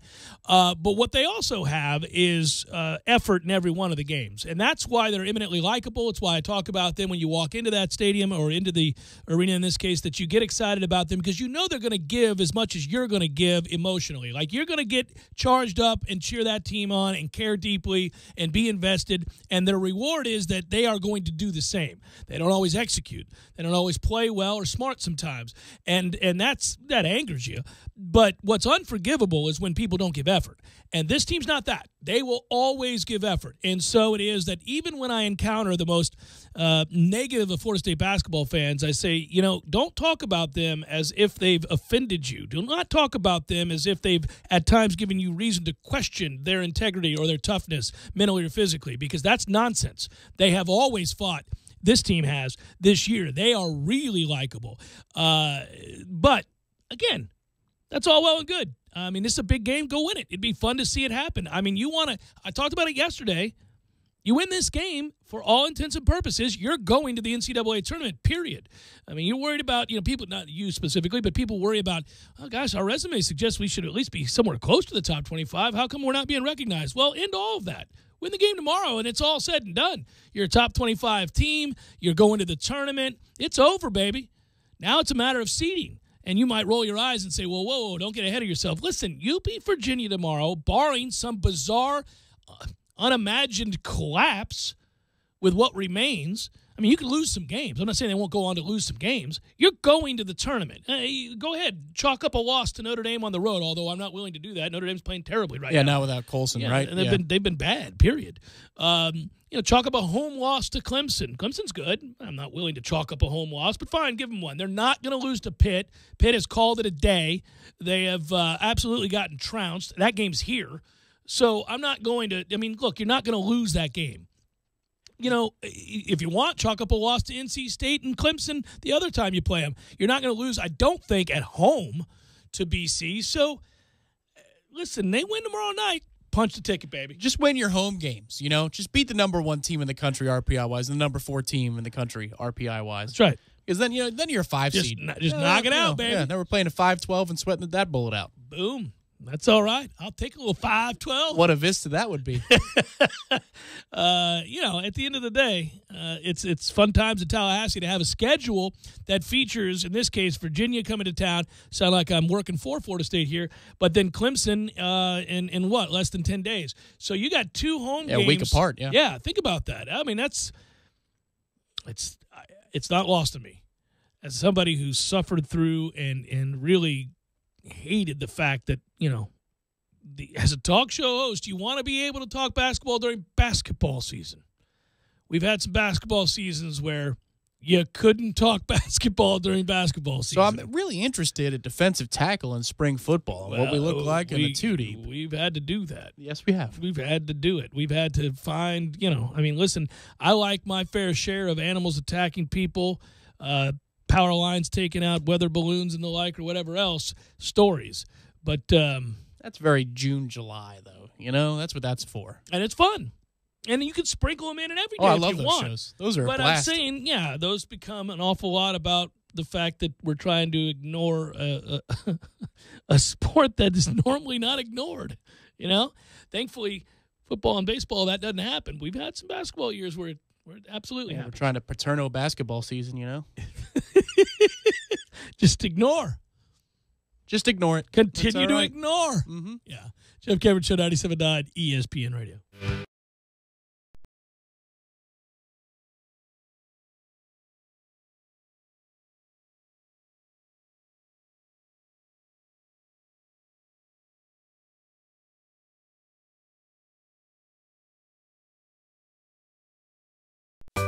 Sorry, boys, I did not have time to pack. We got this. It's right here, guys. We got this. I thought I could handle it. We got this. Moving doesn't have to be a hassle. Call us first at 2 Men and a Truck. No matter the move, home or business, we'll make it a smooth one. I forgot something. We got this. When you're in need of auto repairs, look no further than Nice Tire and Auto Service. Nice has been in business for 16 years with long-term, knowledgeable sales associates. They have the latest wheel balancing machine in the industry. And for passenger vehicles, they service AC, brakes, suspension, tune-ups, and much more. Never sit through a long wait. Nice Tire and Auto has 10 service bays to get you back on the road quickly. If you have tire problems, check out their large inventory with various Goodyear and Michelin tires. Nice Tire and Auto Service, 4792 Bluntstown Highway, 574-4100. I'm talking tough, like a state of mind. Tough, like a soldier on the front line. Tough when it gets rough, like my Ford truck. Always enough. I'm talking tough. Franklin Spring Creek Ford, the place to find your next truck in southern Georgia. I'm talking tough. Hey y'all, we're Chris and Preston from Low Cash. Head to Franklin Spring Creek Ford and see them about all of your vehicle needs. He's keeping you comfortable, very no school. You can put him to the test. Seasons change, but your confidence in your home comfort system shouldn't. When you turn to the experts at Carrier and Barano Heating and Air, you'll be comfortable in your home all year long. This winter, take advantage of great rebates and 0% APR financing for 36 months. Learn more online at baranoac.com. Barano Heating and Air Conditioning. Florida license number CAC 057652. Don't just listen to The Jeff Cameron Show. Watch it live. The Jeff Cameron Show Streamcast. Live weekdays 3 to 6 p.m. Head to ESPNTallahassee.com today to watch live or catch up on demand. The Jeff Cameron Show Streamcast. Brought to you by Nice Tire and Auto, your trusted Goodyear dealer. Nice Tire and Auto, just minutes away from FSU campus. Tallahassee loves the corner pocket as much as a crystal ball winning catch. He's looking, he lost it to the end zone. It's Benjamin! Touchdown! With 13 seconds left. The 97.9 ESPN radio special is a must-have every Monday and Wednesday at the corner pocket. 10 mouth-watering wings, a fresh side of fries, and a chilled domestic pint of beer are just $9.79 all day long. Be sure and try the fish blend of sauces, a true wing eater's favorite. The Corner Pocket Bar and Grill. He's gone! Home of Trivia Tuesday, Beer Bingo Thursday, and the daily $7.99 lunch special. Need help moving? 2 Men and a Truck Tallahassee provides professional home and business move services, both locally and long distance. For your next move, visit 2men.com or call them at 850-224-2232. 2 Men and a Truck, the movers who care. Sports are defined by stats and performance, but here's a performance stat that no one wants to talk about. Erectile dysfunction affects half of all men over 40. That's 50%. If you're struggling with ED and other therapies haven't worked, isn't it time to feel like yourself again? Learn about a long-lasting ED solution from Coloplast to get you back in the game. Visit Dr. DeLay at Advanced Urology Institute, located at 2000 Centerpoint Boulevard, or call their office and set up an appointment today. 833-4DRDELAY.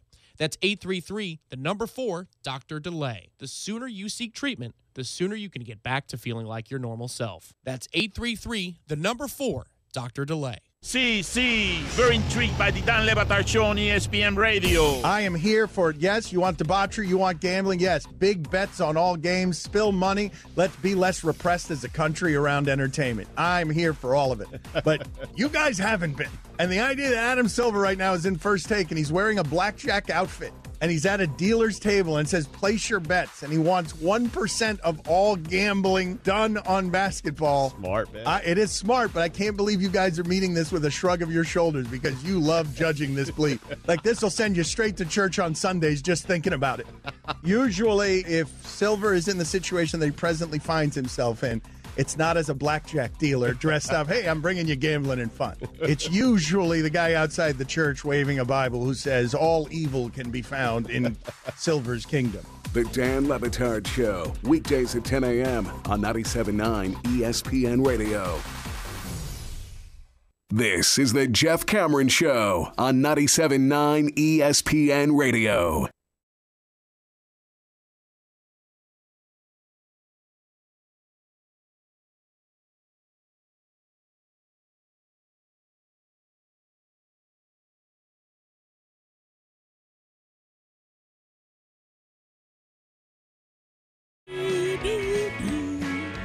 As spring training baseball will get underway this month, and of course Florida State baseball as well. That is exciting, and if you're a baseball fan, you've officially probably already turned the page and gotten your mind right for that.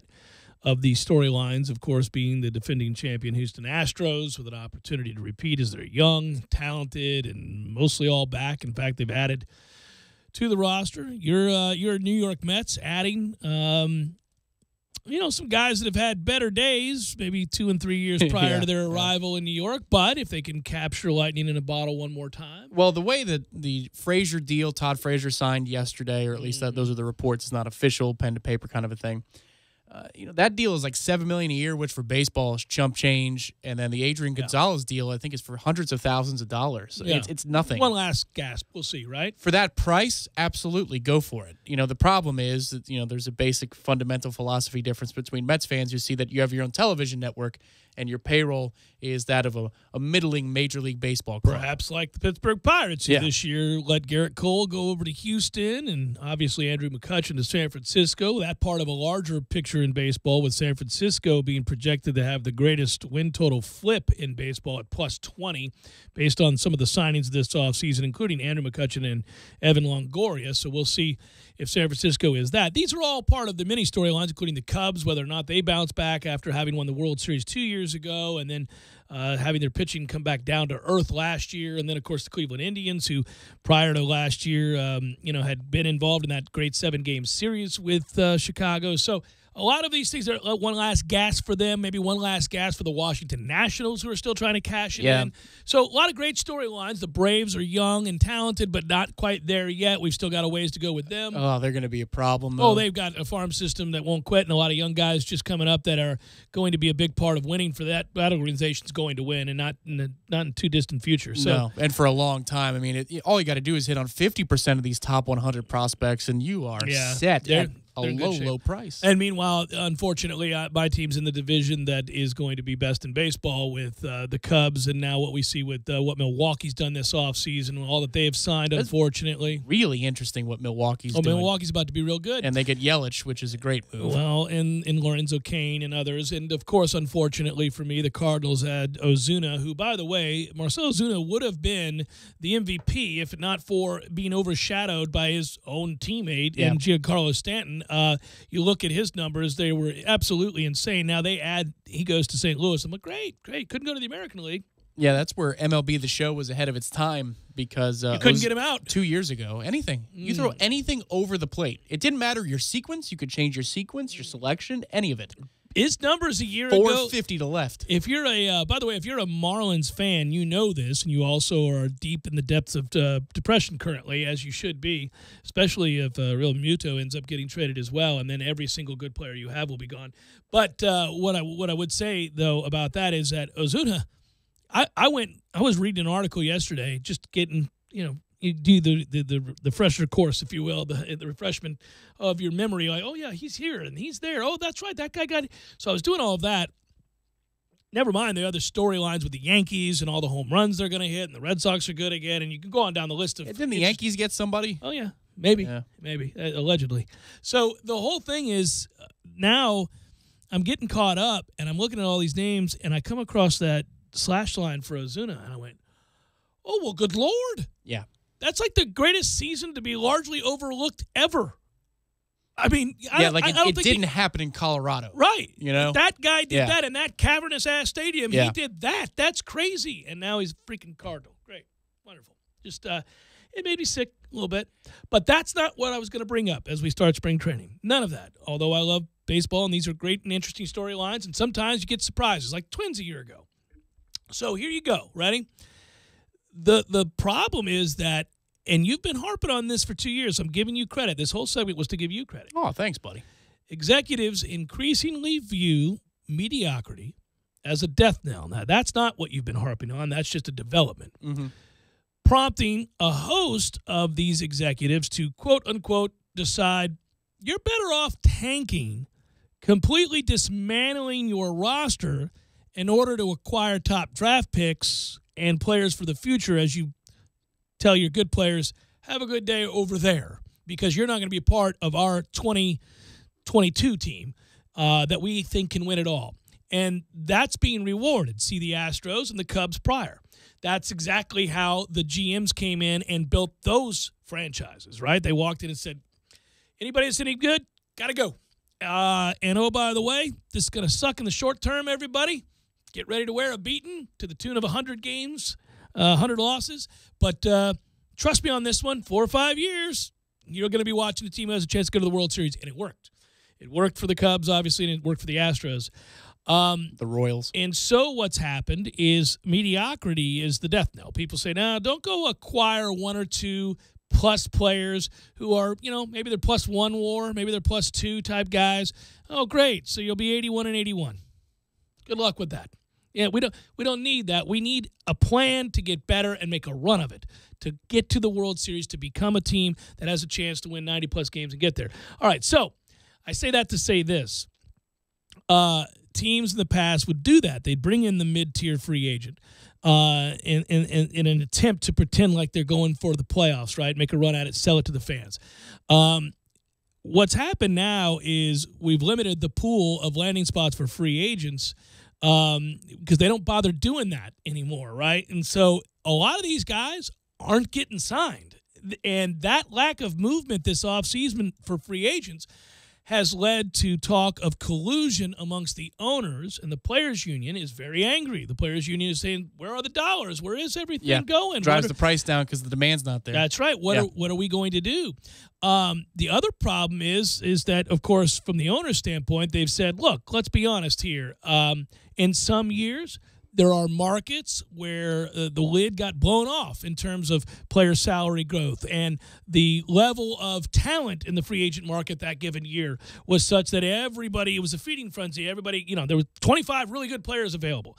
And this year, there aren't that many good players still out there to be had, right? Yeah. So they're saying that's just a kind of it's not an egregious violation of any kind. It's that there just aren't that many people that these teams really feel the need to spend big bucks for.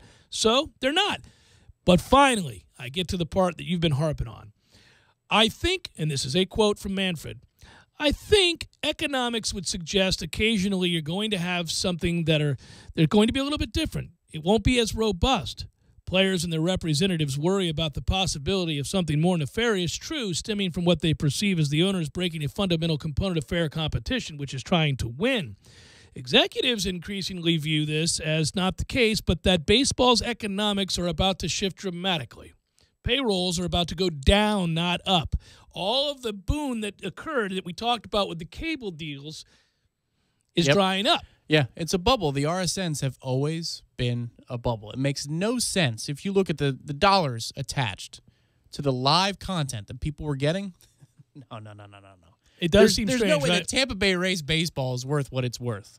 Like, tell me, how can you clear the spots? How can you clear the spots on Sun Sports every night in order to make up the tens of millions of dollars you're just forking over like it's a buck? The oddity is, and I will be interested to see how it plays out, local baseball, in terms of viewership, we know the numbers are strong. People watch their hometown teams on cable. They do. They certainly aren't going to the Rays games. They do, but how can you rightfully charge the local sponsors the amount of money you need to recoup that money back? That's that's where I've talked about the economics just makes no sense whatsoever.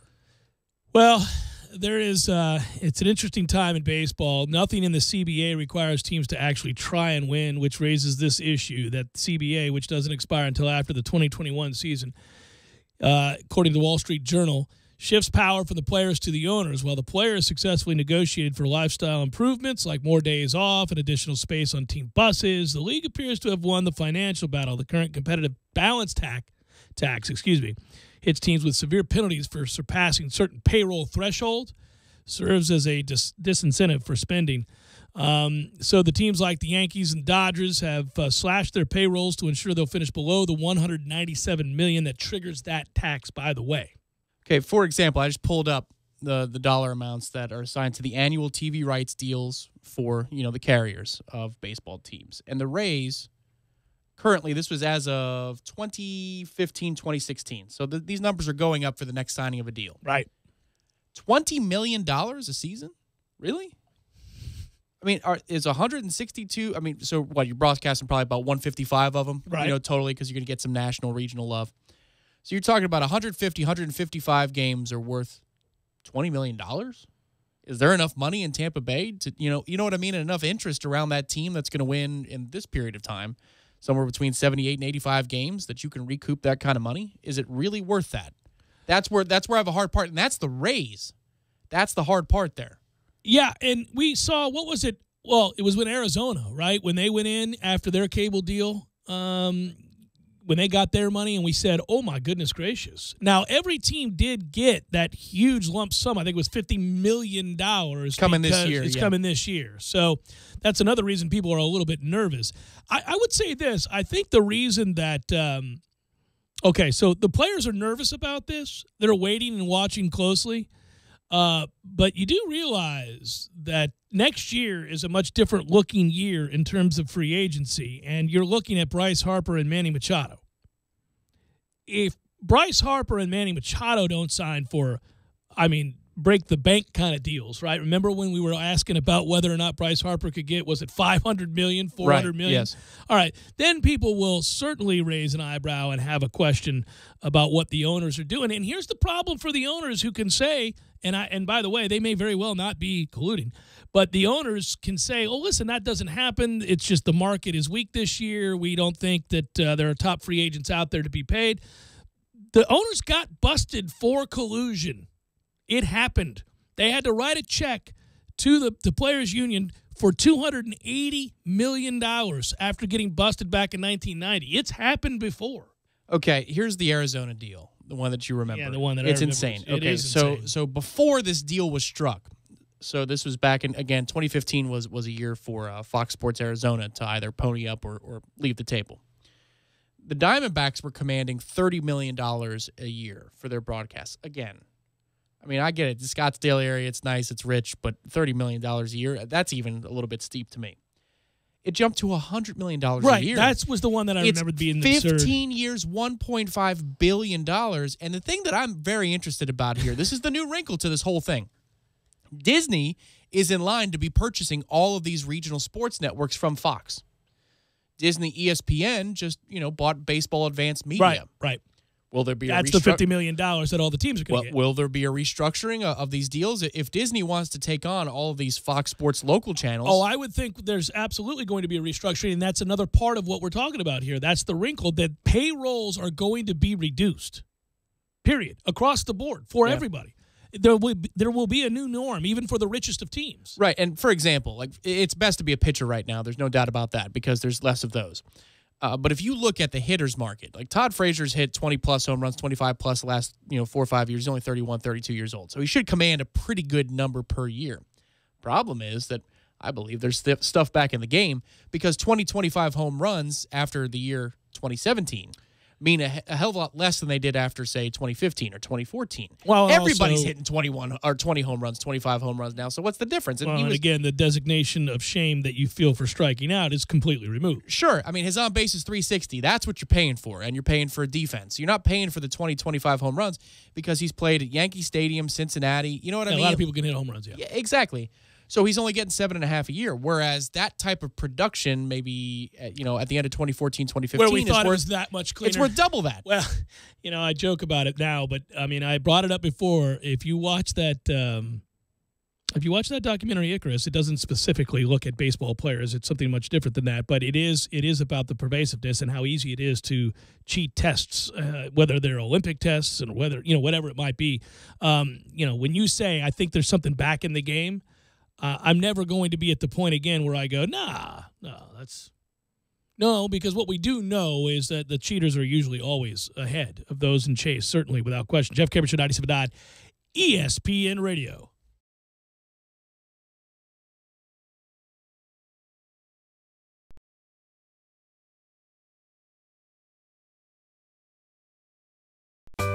Sorry, boys, I did not have time to pack. We got this. It's right here, guys. We got this. I thought I could handle it. We got this. Moving doesn't have to be a hassle. Call us first at 2 Men and a Truck. No matter the move, home or business, we'll make it a smooth one. I forgot something. We got this.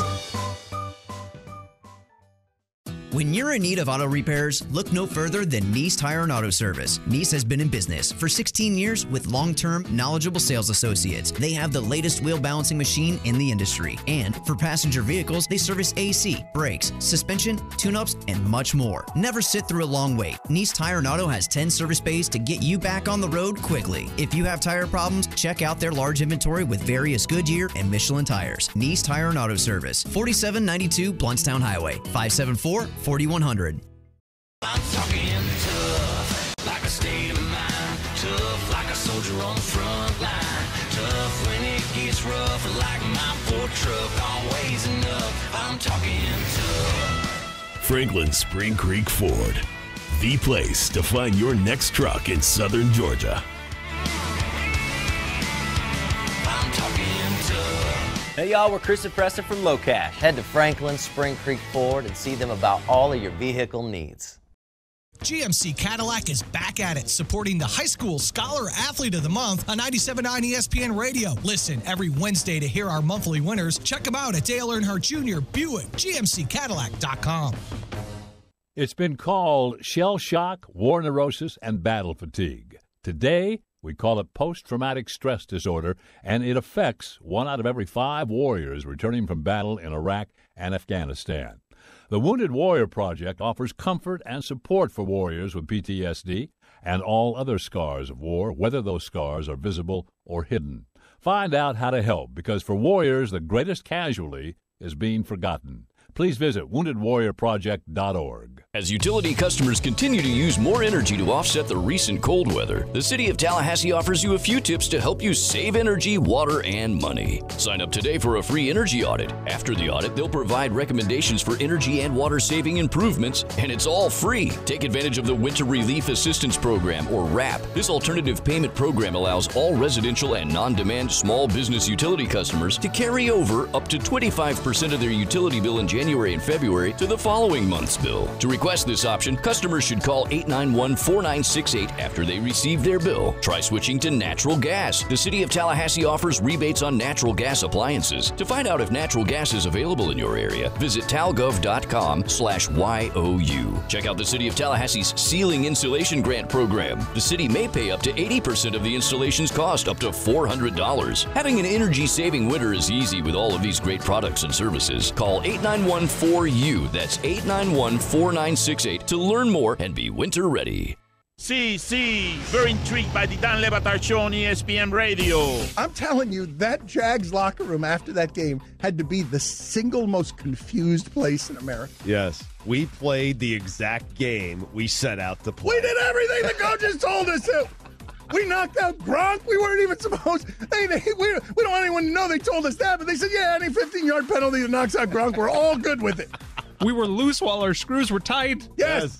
Wills didn't throw an interception. We did everything. Jalen Ramsey flew home from Foxborough. We won, right, guys? Guys, we won. Yes? Why is everyone so sad? Jalen Ramsey. We're going to the Super Bowl. Why is no one on this plane celebrating? Marone's breaking down Eagles film right now. Yes, he is. Well, he's the reason they lost. I mean, Jacksonville. You cowards. The Dan Le Batard Show, weekdays at 10 a.m. on 97.9 ESPN Radio. It's Golick and Wingo. I did hurt my shoulder walking the dogs yesterday. In the woods, Harry was going to take off, my young pug, and as he took off, the leash was wrapped around my legs. I tried to be athletic, figured I'd hop out of it. It caught me on the side of the ankle. I fell on my elbow and jammed my shoulder badly. It's a shoulder that only had 3 operations. So how many did the other shoulder have? 7, so that's the bad shoulder. Okay. Golick and Wingo, weekday mornings from 7 to 10 on 97.9 ESPN Radio. ESPN Radio Sports Center.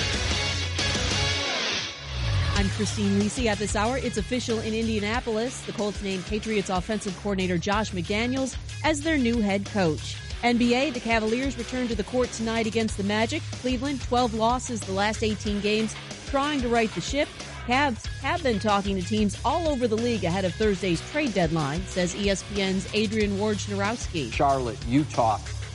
They're talking with multiple teams in Cleveland, trying to find some help certainly in their backcourt and also on the front line. Right now, best available player for Cleveland. Who can we get a deal done for? Because they have needs all over the floor right now. Celtics guard Kyrie Irving said he'll return from a quads issue tonight against the Raptors. The NBA fined the Lakers $50,000 for violating the anti-tampering rule. The fine in response to comments made by LA president of basketball ops Magic Johnson about Milwaukee's Giannis Antetokounmpo in a recent interview. Baseball, in an announcement sure to raise some eyebrows, the Giants say they'll retire Barry Bonds number 25 August 11th. Valentine's bouquets come in all shapes and prices, but the best are at 1-800-Flowers.com. You can get 24 multicolored roses for only $29.99, or upgrade to 24 red roses for only $10 more. To order, go to 1-800-Flowers.com, click the radio icon, and enter code WILL. Live from the AmeriGas Propane Studios in the capital city of Tallahassee, this is the Jeff Cameron Show on 97.9 ESPN Radio.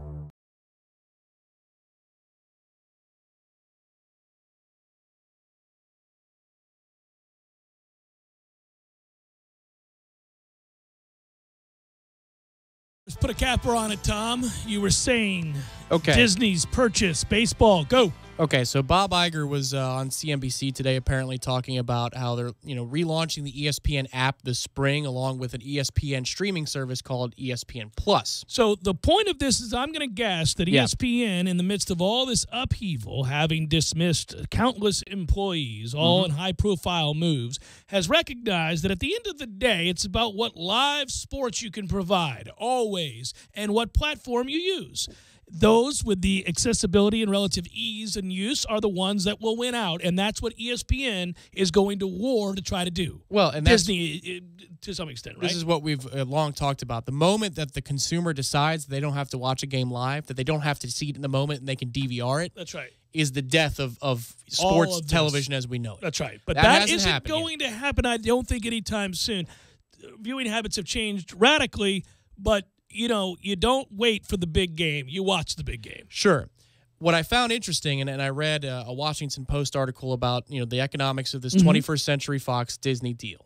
All right, and it's got a bunch of numbers, but what's important here is this: that RSNs, being your Fox Sports Florida, your Sun Sports, your Fox Sports South, regional whatever sports it is, networks, your regional sports networks are the 5th most important channel, more important than ESPN.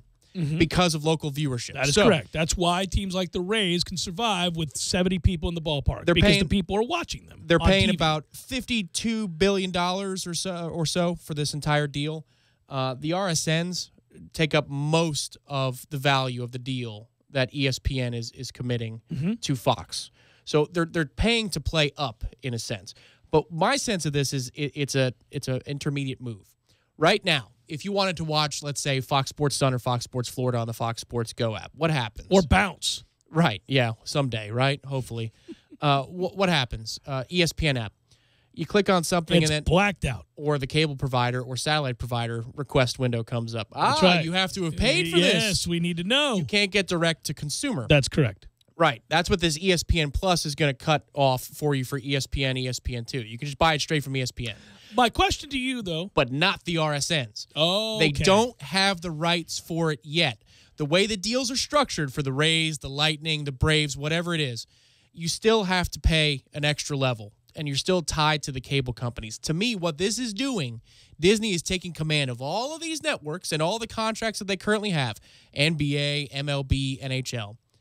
And once those contracts expire with the cable networks, they're going to put it on ESPN Plus and charge you $10 or $15 a month instead of the $5 a month right now, and take out the middleman that is the cable TV provider or the satellite provider. Hence the panic for. So right now you can get the $5 package for ESPN, ESPN2, whatever it is. But in the future, this is the move. This is the one that puts them in position to command dollars for local TV, local live sports. It's why when, by the way, ESPN or Disney/ESPN was, going through what they were going through with the severe cuts and the backlash and people kind of celebrating a crippling effect on the 800-pound gorilla, I told people, well, that's fine. There's a lot of things that ESPN does that I don't like either, but they're not going to lose. You do realize they've got more pay-to-play than anybody left, so they're going to win. At the end of the day, when they figure out the platform, they're going to win. Either the industry loses as a whole, right? And they lose with it, or they're not going to lose. Well, they're not going to lose. I mean, they can't. Right? I mean, barring the industry going under, they're not going to lose because they have enough money and have accrued enough over the long haul to outbid and outduel the likes of Fox and everybody else. The question is, once they commit all these dollars and these contracts expire and now you can just go straight to ESPN, what does that do to the market? And that's what Rob Manfred is talking about. Right. What does that do to player contracts and income for the league? Well, that's why... Yes, that's why they're warning now. Hey, man, these payrolls are about to come down. I think that's why Adam Silver is ahead of the game and saying, let's legalize the gambling so another stream of money comes in before this one runs dry. Creating revenue streams, my friend, that is the way. And, of course, many people have thought about the gambling aspect for a very long time. Big Daddy J has been championing this for years, Tom Lang. Years. Not just on this show. No.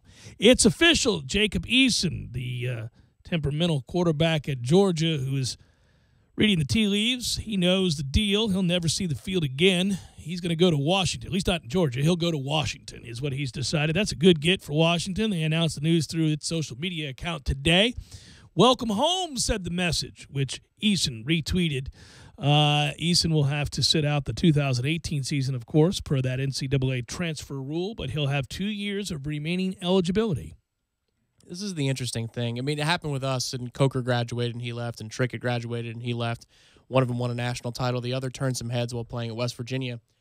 This is going to happen more and more as recruiting gets better in the Southeast, and especially you fortify your classes. Georgia's been so good at getting these quarterbacks. I mean, who's to say that, either Fromm or Fields isn't ready to transfer in a year or two? There's only one spot, and Fields expects to play early, and Fromm played really well down the stretch and looks like he's going to grow into the position even more. When I look into the crystal ball, Tom, the way I see it is it really looks to me like Fields starts for FSU in the very near future. Now, I don't know, other people's crystal ball may not be as clear as mine, but mine suggests he will be here starting at Florida State in just a couple of years once Fromm holds him off. That will be the ultimate, naughty to the Knowles. Yeah, if it happens, save the tape.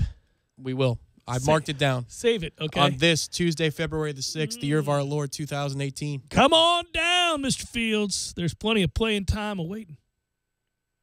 We can make it happen. It's going to happen more often, though. I mean, it already does where you see quarterbacks move from place to place. But, I mean, I don't know what these coaches are telling kids, but they all come in and compete, and they don't care about the two deep, and then somebody ends up having to transfer somewhere else. I will say this. The Easton situation is unique in that, of course, he got hurt. Fromm comes in, leads the team exceptionally well, and Easton's trying to come back off a knee injury, and Fromm along with that defense and running game, kind of cements the momentum Georgia has, and they're going to continue to thrive so they don't make a change. And Fromm eventually plays well enough in the passing game that you would think that's his job now. And Easton, then Field signs, and so they realize, well, he realizes I'm not going to play here. He was a 5-star recruit and was a starter at Georgia, and we saw good things from him from an arm talent standpoint. But the behind the scenes, again, if you believe the rumors there, he wasn't always the most likable guys. So you got a kid who steps in and plays well. You got a 5-star all-world coming in. You got teammates who aren't in love with you as a person. This was a very easy situation for to see play out this way. Well, and this was the destination that was targeted for him right around New Year's. So I guess they followed through. It was kind of a poorly kept secret. But you can't announce it as the school until we know everything is buttoned up because heaven forbid you violate NCAA rules. Well, I just think Jake Fromm has played so well, Tom, that he's going to easily have held off Mr. Eason, and there's just no time for Justin Fields to get on the field with Fromm's greatness. So Justin should begin the process of looking around, and where better to look than a place he was already kind of interested by in Florida State University. And I'm just saying the quarterback competition here might be a little bit different. The Gulf Coast offense, man. That's what it brings to the table. The numbers and the opportunities, the chance to play and play right now surely seems exciting. Well, and look at the Super Bowl and the offenses that were used in the Super Bowl and the way they're used. Hey, who's to say that this isn't a pro-style academy type offense right here? It is getting more and more interesting on that front. It used to be you could use it against schools. Yeah. You could tell a recruit, listen, you'll put up magnificent numbers in that offense, but those are cartoon numbers that don't translate to the National Football League. But no more is the advantage of the person coaching pro-style offense is being able to say definitively that that doesn't work, because those things have been incorporated in the league and making Sundays that much more fun to watch. No, it's not to the same extent RPO-wise because the rules are different and you can't have linemen downfield, and you'll die if you run too much. That's true, but you do see this happening now. And it's, by the way, I know we talked about it yesterday because it was the day after the Super Bowl, and I talked about liking the fact that Philadelphia was rewarded for the offensive game plan being as aggressive as it was and really showing no signs of trying to salt the game away, but rather go for it, right? And I like to see that rewarded as opposed to somebody holding on for dear life. And I said the Nick Foles story is an interesting one and a good one, and those numbers speak for themselves. But his MVP, Super Bowl MVP speech the next day, and this morning, I should say, is fantastic, man. That's a likable guy and a likable story. If we don't get beat over the head repeatedly with it, which we will, because any feel good thing gets ruined by the media. But him he was that close to being out of football, and then talking a little bit about, well, at the end of the day, we're all flawed. We're all searching, and sometimes if you can look at those things as opportunities as opposed to difficulties in your life to be run from, then maybe it works out, and maybe you're rewarded for that. And it worked out for me, and I hope it's an inspiration for others. And he actually spoke in that sort of folksy way that wasn't annoying. What's crazy, though, is the expectation of the Disney people, kind of like the beginning of it, right, with the RSNs and the purchase. But he was on a flight the next day to go to Disney World to be in the parade. Yeah, get your ass out here. I mean, dude, can I just get a nap in here? I just won a Super Bowl. No, you can go have some fun at Disney World. So will you be on the plane at 5:45 a.m.? I guess. Do I have to be drunk on that plane? But hey, as long as you're good to go by 10:57 a.m., because that's when you take the stage in front of our castle. Well, we'll see. We'll see, won't we? Maybe I will be, maybe I won't be. I mean, it is Cinderella's castle, Nick Foles. Don't you see the symmetry here? Final hour, forthcoming. Stay with.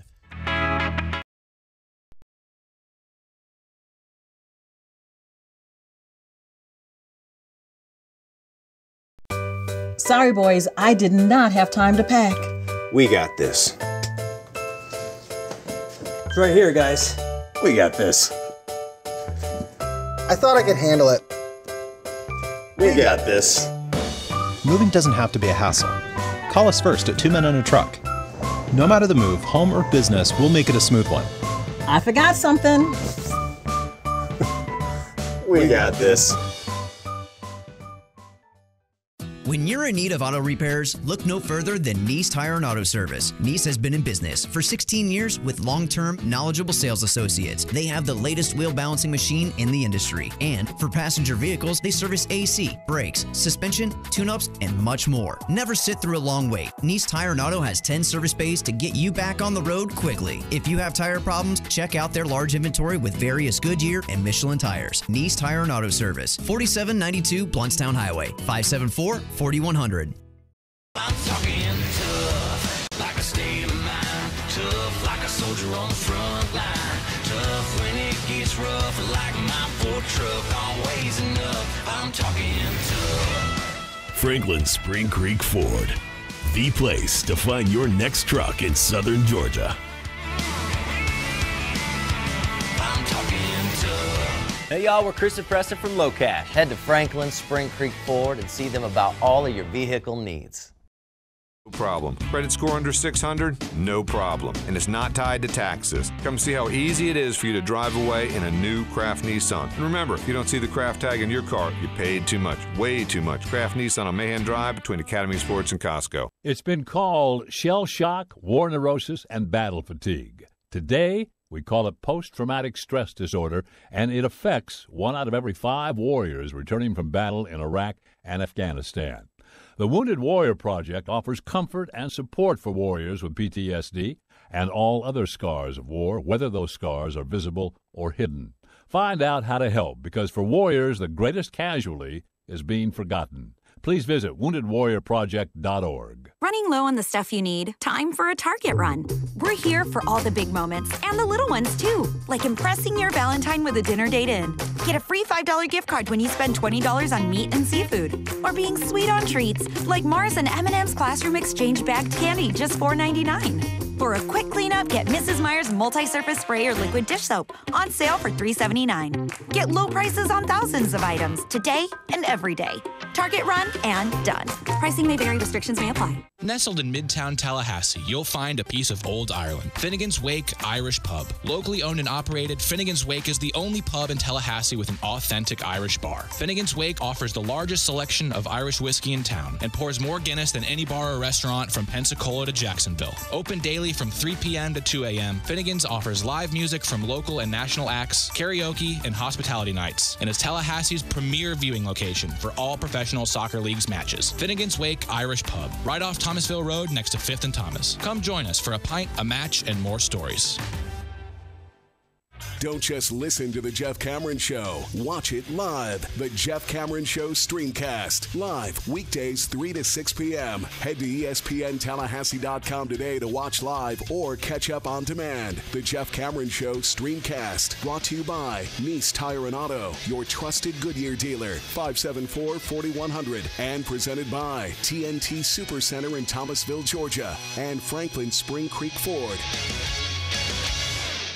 As a small business owner, you're juggling it all, including customers' calls from your personal phone. But with Grasshopper, you get a business phone number and a business phone system from our mobile app, so you can work smarter, not harder. Grasshopper forwards calls, texts, even transcribes voicemails. Everything you need to simplify your business and stay responsive. With Grasshopper, there's no long-term contracts, and customer support is 24/7. Whether you're starting or growing your business, Grasshopper is the answer. Now get $20 off your first month when you visit grasshopper.com/radio. Did you know that propane-powered clothes dryers outperform electric models in energy efficiency, drying time, and garment protection? So dry your clothes more efficiently with propane. Propane water heaters give you more hot water at a more affordable price. Compared to electric, energy-efficient propane water heaters can reduce your energy costs significantly. For more information, call AmeriGas Propane here in Tallahassee at 877-1122. Driving every day from the AmeriGas studios in the capital city of Tallahassee, this is 97.9 ESPN Radio, WTSM, Woodville, Thomasville, Tallahassee. ESPN Radio Sports Center. I'm Christine Lisi. At this hour, it's official in Indianapolis. The Colts named Patriots offensive coordinator Josh McDaniels as their new head coach. NBA, the Cavaliers return to the court tonight against the Magic. Cleveland, 12 losses the last 18 games, trying to right the ship. Cavs have been talking to teams all over the league ahead of Thursday's trade deadline, says ESPN's Adrian Wojnarowski. Charlotte, Utah, they're talking with multiple teams in Cleveland, trying to find some help certainly in their backcourt and also on the front line. Right now, best available player for Cleveland. Who can we get a deal done for? Because they have needs all over the floor right now. Celtics guard Kyrie Irving said he'll return from a quads issue tonight against the Raptors. The NBA fined the Lakers $50,000 for violating the anti-tampering rule. The fine in response to comments made by LA president of basketball ops Magic Johnson about Milwaukee's Giannis Antetokounmpo in a recent interview. Baseball, in an announcement sure to raise some eyebrows, the Giants say they'll retire Barry Bonds number 25 August 11th. Valentine's bouquets come in all shapes and prices, but the best are at 1-800-Flowers.com. You can get 24 multicolored roses for only $29.99 or upgrade to 24 red roses for only $10 more. To order, go to 1-800-Flowers.com, click the radio icon, and enter code WILL. Live from the AmeriGas Propane Studios in the capital city of Tallahassee, this is the Jeff Cameron Show on 97.9 ESPN Radio.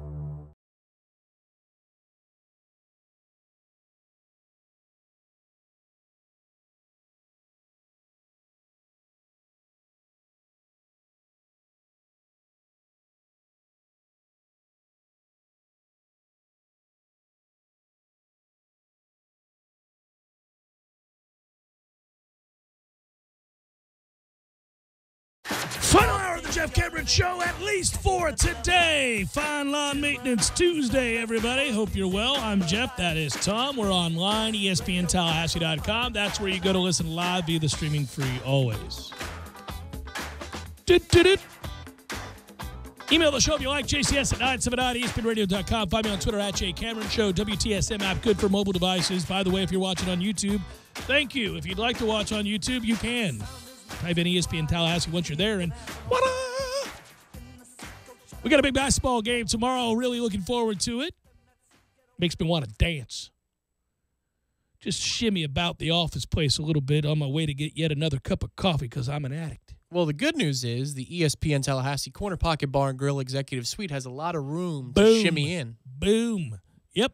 I will be there full-throated, screaming on the Noles to perhaps provide the upset on a Wednesday night. What a balls Wednesday that would be, Tom. Ooh, yes. My goodness gracious. And this, all the while, celebrating a class that we can be proud of in recruiting. So, or at least, buoyed by as well. Let's put it that way. So we're on the eve of it all and look forward to it. Again, we will be joined by the head football coach, Willie Taggart, in the 3 o'clock hour, 3:05-ish. What do you want me to ask him? Well, Coach, who are the kids in this class that you thought you had for sure but screwed you and went somewhere else? Man, Jimbo used to hint about that once in a while when he got to the dais. There were some kids that made him angry.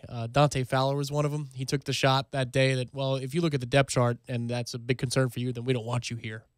Yeah, he was frustrated by that. I think he was a little bothered by what he perceived to be, what was maybe verbally behind the scenes of commitment. I suppose this is a story worth sharing now, a brief one from signing day.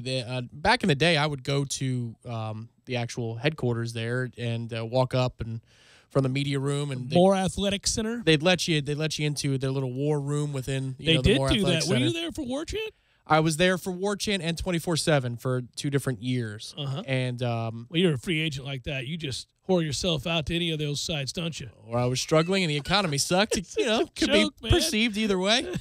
But it was the Timmy Jernigan day was one of them. That was cool. Which was one of my favorite days because while you were in the room and got to see it, those of us watching on video celebrated just as much because Odell, a fan favorite, rightfully so, needed that. Yes. I mean, I think really needed that. And also the impact that those guys knew he was going to have on this program. Very few recruits like that, right? Very few recruits that you know from day one are going to be impact players, and they all seem to know that. Well, in those years, too, they'd let you in if they didn't know the outcome. They kind of gauge it based upon what they know now, what their kid's going to say yes or no. Because they got burned a couple of times where the media's in there for the reaction photos. Yeah, they're like, and the kid screws them. They're distraught. And so okay, everybody get out of the room, please. Yeah. No, everybody's got to go. Yeah. So they can talk amongst each other. We just got jobbed. But when Tony Stewart. Clearly, Florida paid for that kid. Remember him? Tony Stewart, the 5-star linebacker. He committed went to Clemson. Yeah. And Mom wanted him to go to Florida State, but he went to Clemson. Didn't really ever become that big a star there. Jimbo made the money signal so everybody could see it the moment that he said Clemson. Yeah. He put his hand up and he made the money. Yeah. Now, at the end of the day, that probably isn't wise to do on camera if at any point. No. You don't want to do that because it may or may not be true. And moreover, that reeks of sour, Well, and bitterness. Jimbo was always well aware of who was in the room and who was not. But, yeah, he as soon as he said it, everybody went, ooh, like the air was kind of let out of the room. And then everybody looked at Jimbo just to see if he got red-faced or whatever. And he went, and he leaned back in his chair. And since the camera's over here, he made the money symbol. Let me tell you something about signing day that I can give you that you may not know about. You knew because you were sitting, I think, across from me. But Telvin Smith is an interesting story on National Signing Day. A last-second push by the University of Georgia, if you recall, and a push for the ages, I might add, and reaching out to Coach Fisher and others about what was maybe happening with that situation and the real concern that a guy they thought for sure that they had locked up was going to be whisked away in the last seconds of signing day for nefarious reasons. That got fascinating because the thought was that, hey, he's undersized, but he's freakishly good and an athlete, and we think he can play undersized. They knew that he was going to be an impact player. It's just interesting because in recruiting, the difference between playing big-time high school football and being elite within that realm and making the transition to being a superstar college football player in a Power 5 conference, no matter how good you are in high school, it's still a big one. And so coaches are usually tentative in labeling kids, even off the record, as can't-miss prospects because it's unfair to the kid, partly. And also, they've seen their fair share of guys that don't make it, who they thought for sure, based on level of competition and success rate in high school, would make it, would transition, and then for whatever reason don't. Because a lot of us forget that it's not just the physical when you come from high school to big-time college football. It's also the mental and the task of doing college work. And being away from home and the emotional toll that takes. And, everybody you don't have to have played college football or any college sport for that matter. You know what it's like when you first go away to college. It's difficult for all of us to varying degrees in how you handle it and where you're at emotionally. So there are no sure things, no matter what the talent is. People get homesick. People get, the girlfriend that they left behind, the best friend, the brother, whatever it might be.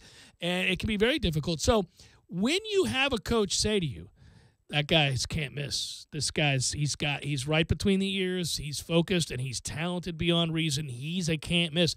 You know, it's pretty rare. And Jimbo only did that with a few guys, but he had told me that he thought that Telvin was going to be a star. The best is in talking to some of the recruiting experts too about that very question. How are they wired? Because that's what they mean. Yeah, that's a big deal. And I remember asking last year over to Chris Nee, I asked him about, you know, the running back trio that we brought in, because it's LeBourne, Zaquandre White, Cam Akers. Talent. Gosh. Yeah.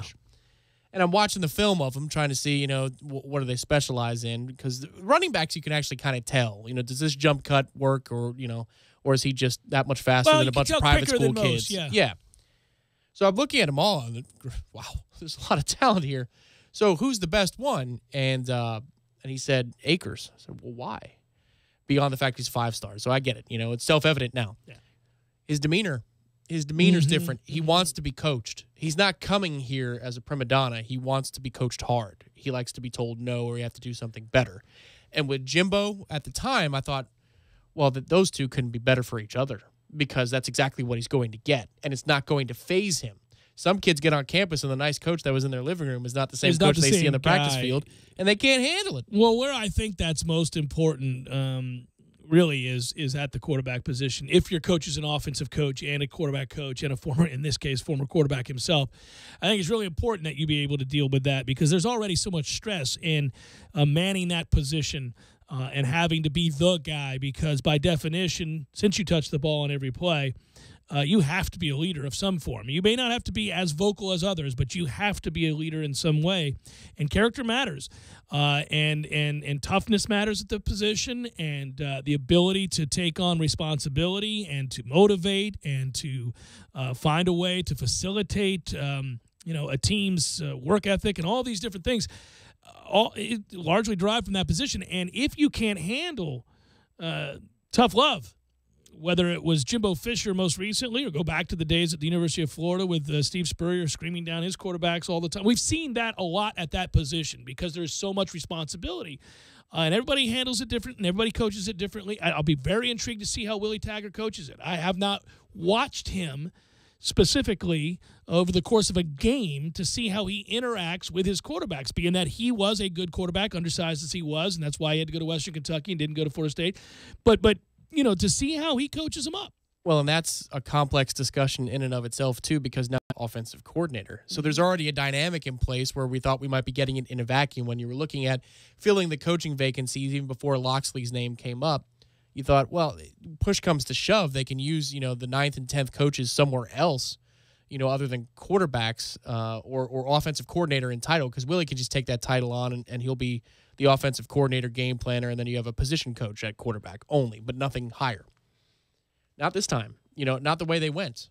The actual scenario is you have a guy, he comes in, and he's renowned at a young age, so you're going to have to study a dynamic while you're trying to learn Willie by himself. It's going to be tough to kind of discern the good cop, bad cop, and all that stuff. By the way, as an aside, I should note 2 things here, and we haven't touched on it not even once, and it should probably be a mention of the many things going on, and maybe it's just the build up to the fact that we have this big basketball game on tomorrow night, and we have National Signing Day and all that. The Olympics are starting, dude, and that's not a constant conversation on this show. It is the Olympics, and it should be noted that and this might make you chuckle, maybe not, the organizing committee for the Pyeongchang Olympics has called in 900 military personnel after more than 1,200 security workers were pulled from duty because of concerns about the spread of the neurovirus.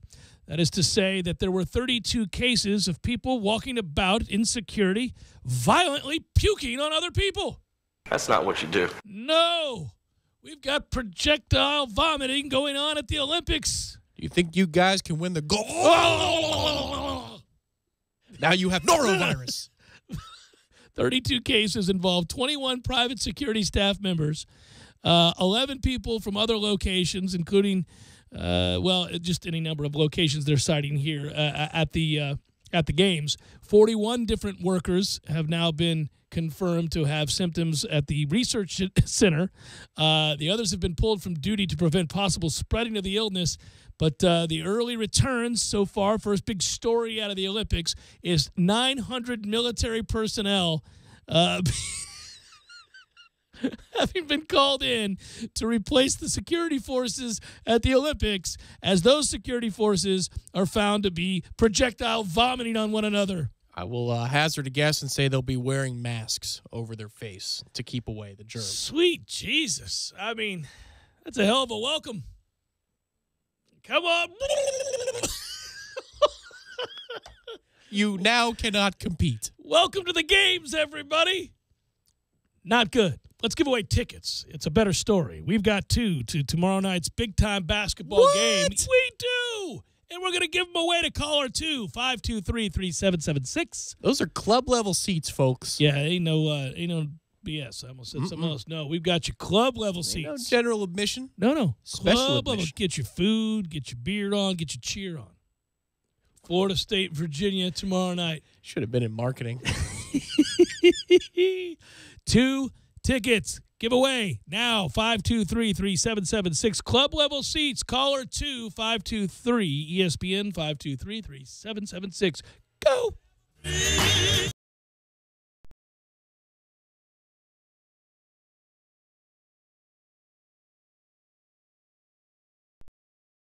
When you're in need of auto repairs, look no further than Nice Tire and Auto Service. Nice has been in business for 16 years with long-term, knowledgeable sales associates. They have the latest wheel balancing machine in the industry.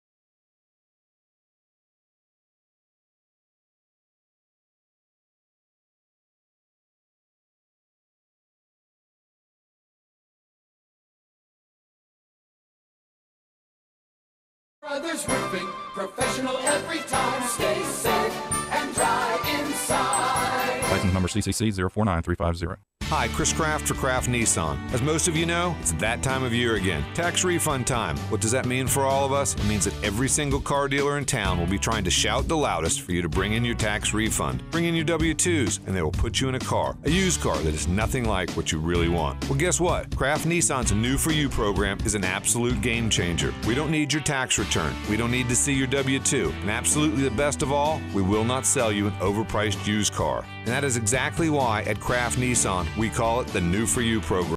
We will plug your information into our system, which approves 4 out of 5 people with damage credit, and at the end of the day, you will drive away in a brand new Nissan, with or without a tax refund. You know the deal. Recently divorced? No problem. Recent bankruptcy? No problem. Credit score under 600? No problem. And it's not tied to taxes. Come see how easy it is for you to drive away in a new Kraft Nissan. And remember, if you don't see the Kraft tag in your car, you paid too much. Way too much. Kraft Nissan on Mahan Drive between Academy Sports and Costco. Did you know that one major advantage of propane cooking is that it offers more precise temperature control than electric? That means perfectly cooked meals every time. Propane also heats your home faster and maintains the warmth longer than electric or fuel oil, allowing you to potentially reduce your energy bill. If you'd like to know more, contact AmeriGas Propane right here in Tallahassee at 877-1122.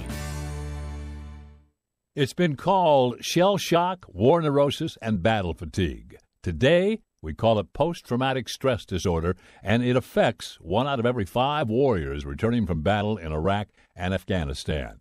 The Wounded Warrior Project offers comfort and support for warriors with PTSD, and all other scars of war, whether those scars are visible or hidden. Find out how to help, because for warriors, the greatest casualty is being forgotten. Please visit woundedwarriorproject.org. Hendrick. Ladies and gentlemen, start your savings.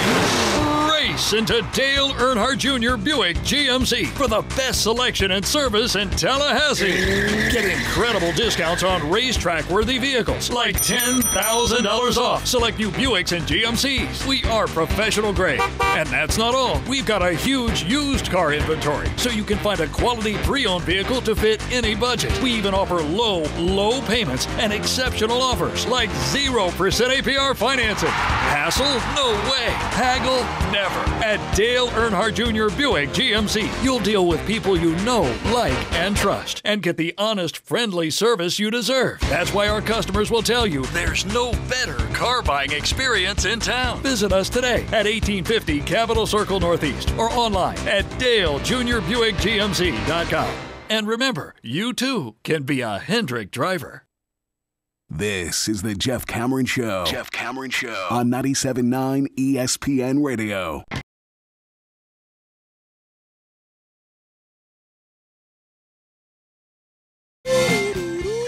This particular bumper reminds me to remind everybody else I hadn't forgot about you. The rather lengthy sort of 18, 19-year list of bumper music's coming. I broke down and went all in on the premium Spotify. And I have 2 music services at all times. I'm ridiculous. But the point is, it's not just stuff that's running currently. It's stuff that I can remember running when I was doing the morning show back at the old place, as well as afternoons, and then things we've used here over the last 5 years. And I'm not going to remember everything. I have taken pictures of the current wall, but I have so many other things that I can remember with each band, especially bands that I've used a lot of. But that list it's forthcoming. It takes a while to do one. Yeah, the wall actually at this point is about 8-9 pages. There's a lot on the wall. There's a lot on the wall. We keep adding to it. I mean, and the thing is, I've got about 15 new ones that I want to put on there, but what I'd like to do is remove 15 others when I do that, so that the wall doesn't eventually become 35 pages. Where you're like, oh, I forget about page 32 and all these other great songs that I don't touch. It's hard to take things off the wall, though. Well, you get a sentimental attachment to some of the bumpers where you're like, I love that bumper. Well, from a selfish standpoint, too, I memorize where things are on the wall. Yeah. You know? Yeah, you do. So I don't like when it's something different. Sometimes when you're not around, when Matthew and I add stuff to the wall, you'll see we remove a song, we put a new one there, and you're like, well, what's that? Yeah, but that's so you'll play it. Yeah, but sometimes it's in the place of a clip, like Oh no, we've not moved the clips. Oh well, no, I beg to differ. I have not done that. We have not moved. Now, if there are duplicates, one of them gets removed because there's no need for 2 of the same. So if we can prove it's a duplicate, we have removed it. I'm here to tell you that on a couple of occasions, I've had that's on it's Matthew, a perfect probably time for freelancing. A I'm just telling you, that's if you got duplicates, they get moved, man. We don't need 2 of everything. We just pull them down. But what happened to my Louis Anderson? That happened once. I didn't lose that. I don't know. Is Louis Anderson should still be in there? He's back. He's back. He just got where he was, and I took whatever was new and I moved it. That's the one Millar-like thing I have is you need to know where that is. Well, because you can, most times, I'd say for about 90% of the elements on the wall, you could tell me the song or the drop, boom, and I could click to the page and then I know where it is. All right, so tomorrow is National Signing Day, and I really look forward to this in that we are obviously very well aware, as is everybody that follows the game of college football, that it is your lifeblood to get in really good football players and to give them opportunities to succeed, right? We all get that, and when you are not amongst the nation's elite in recruiting, it is rare the day that you succeed to a high level. So you get it. At the same time, on this show, I've never been a recruit Nick. We've had people on. We have people who do this for a living from War Chant and Tomahawk and Knowles 247 and other places over the years. We have them on, and they come on and they tell us what they think because that's what they do, and that's great. And I do, like anybody else, especially somebody who hosts a sports talk show, have a pretty good understanding of what we need, whether those needs are being met. Players that we are hoping to get, that we think we'll get, that are long shots, and where those players might end up, who's putting together the best possible classes, all of that stuff. And so, yeah, I do my due diligence. I just don't spend a ton of time on it, all the while recognizing how important it is. It being arguably the most vital aspect of what you do as a program to be able to consistently land elite-level athletes year in and year out that allow you to succeed. That's a given. Willie Taggart, once again, a reminder, will join us on the program tomorrow to talk about the class. So today, I was doing that thing where you read up on, well, what's everybody else doing? How are these classes going to close out? And you come across a lot of articles. And one of the articles that I came out or that I was reading on ESPN.com with college football part of it was they were talking about how Clemson and Georgia, most recently, Penn State as well, have done a much better job in recruiting, and that's what led to the turnaround, obviously, of those programs. Well, that seems self-evident, but when you went back, the article was in essence talking about different philosophies and how to get that done. And with the case of Clemson, I started laughing because the thought was that they've stockpiled playmakers in the passing game. And to be sure, they've done a very good job with that. They've put together productive offensive of units year in and year out. Basically, you go to Deshaun Watson in 2004. Since 2014, the year they signed Deshaun Watson, they've signed 8 quarterbacks, receivers, and tight ends who ranked in the top 3 nationally at their position. That's more than any other program in the FBS over that span. Now, that's impressive.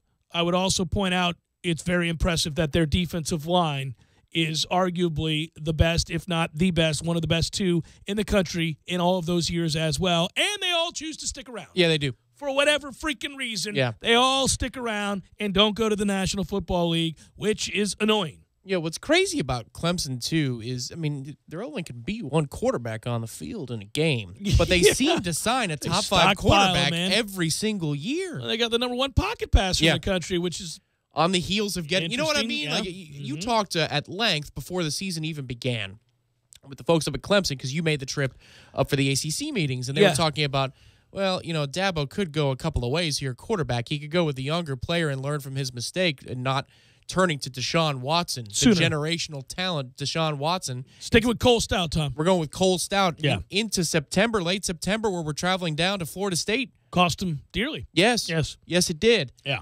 So they already have 2 or 3 options that they really, really like before this kid even sets foot on campus. And I can't believe I'm saying this, and I'm loath to admit this, but I did see about 3 drives of this kid playing in the Army All-American game. The Trevor Lawrence kid? Yes. He does have a really live arm. He is a rail-thin player at the moment, James Blackman-esque. He'll get bigger. But that is an arm. That's a live cannon.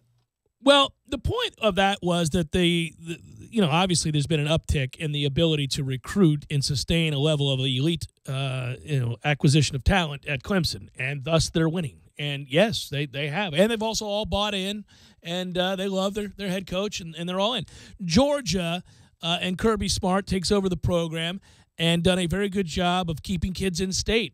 In the last 2 recruiting classes, the state of Georgia has produced 12 prospects ranked in the top 50 of ESPN's top 300. According to this article, the Bulldogs have signed 9 of those.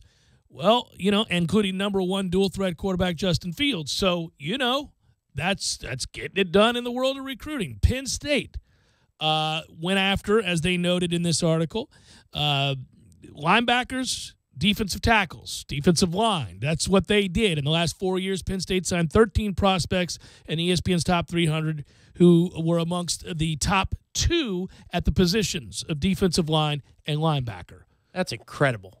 Yeah, it's important. From where Penn State was. That's right. That's incredible. Well, he's a really good recruiter. So Franklin does a good job, and that's why he was on our short list of people to maybe talk to, is that it's all about recruiting.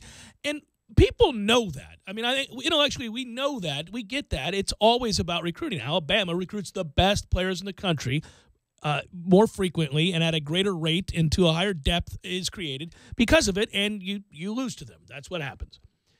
Well, that's what I'm most excited about here. Jimbo did a very good job in recruiting. I mean, it's why Florida State was able to reemerge on the national landscape and eventually win a national title. And on Sunday, you were watching the Super Bowl and 4 more Noles collected a ring. And when you were watching the playoffs, it seemed everywhere you turned, a Nole was making a play. You look at what's going on over in Jacksonville. And obviously, Jalen and and Telvin are a big part of that. And, I just – that's a given. But what I'm seeing here is a group that first and foremost is going to be elite in the world of recruiting. That's where we went, right? In getting Willie Taggart and the people that he brought along, a lot of these guys are known for just that. And you would not have been able to salvage the class to the extent that Florida State has, and we think it gets even better tomorrow, to the point where you're knocking on the top 10's door when you were in the 60s. And it happened quickly because there is obviously a demeanor, there is a relatability, and there is a message that kids are latching on to with Willie Taggart and this group of coaches that he's assembled. And so, I think the big testing ground for Coach Taggart and his staff, just because of the fact that, look, it's a big step up in competition. So when he was at USF, they're playing a certain schedule. When he's at Western Kentucky, they're playing a certain schedule. Now, I'll grant you the Pac-12 is a strong conference. It's a Power 5 conference, and he did okay in year one. When he had a starting quarterback, he did fine. But it was just 1 year, not enough of a sample size. People look at this as a huge step up for him and the staff when it comes to game day play calling, X's and O's, all that stuff, which I think is going to work out just fine. I think there's enough evidence to suggest each stop along the way he's been all right with that. I don't think that changes. But that's really the bigger question mark, because it's not in recruiting. And I'll just say that is comforting, because the truth is that recruiting is everything. If I've got better players than you, at the end of the day, I can make mistakes in play calling, and I'll win. It's okay. Duke could line up across from a lot of people with their head football coach, who is very well thought of, and technically speaking, called the right play more frequently than the adversary across from him. And guess what? If I'm bigger, stronger, faster with my players, then that play doesn't get executed. It was the right call against the look I just gave you, but my guy's better than you, and he made a play. Yeah, I think the interesting part, and this is where, again, we're all leading towards the fall. And that's where we really judge. At the very least, spring, just to see what it's going to look like. But yes. But, the wins and losses are where you judge a coach, and this is when the real game begins. He's going to pass this test. He already has, with flying colors. Even to get to this point, if they got nobody tomorrow, he's passed the test.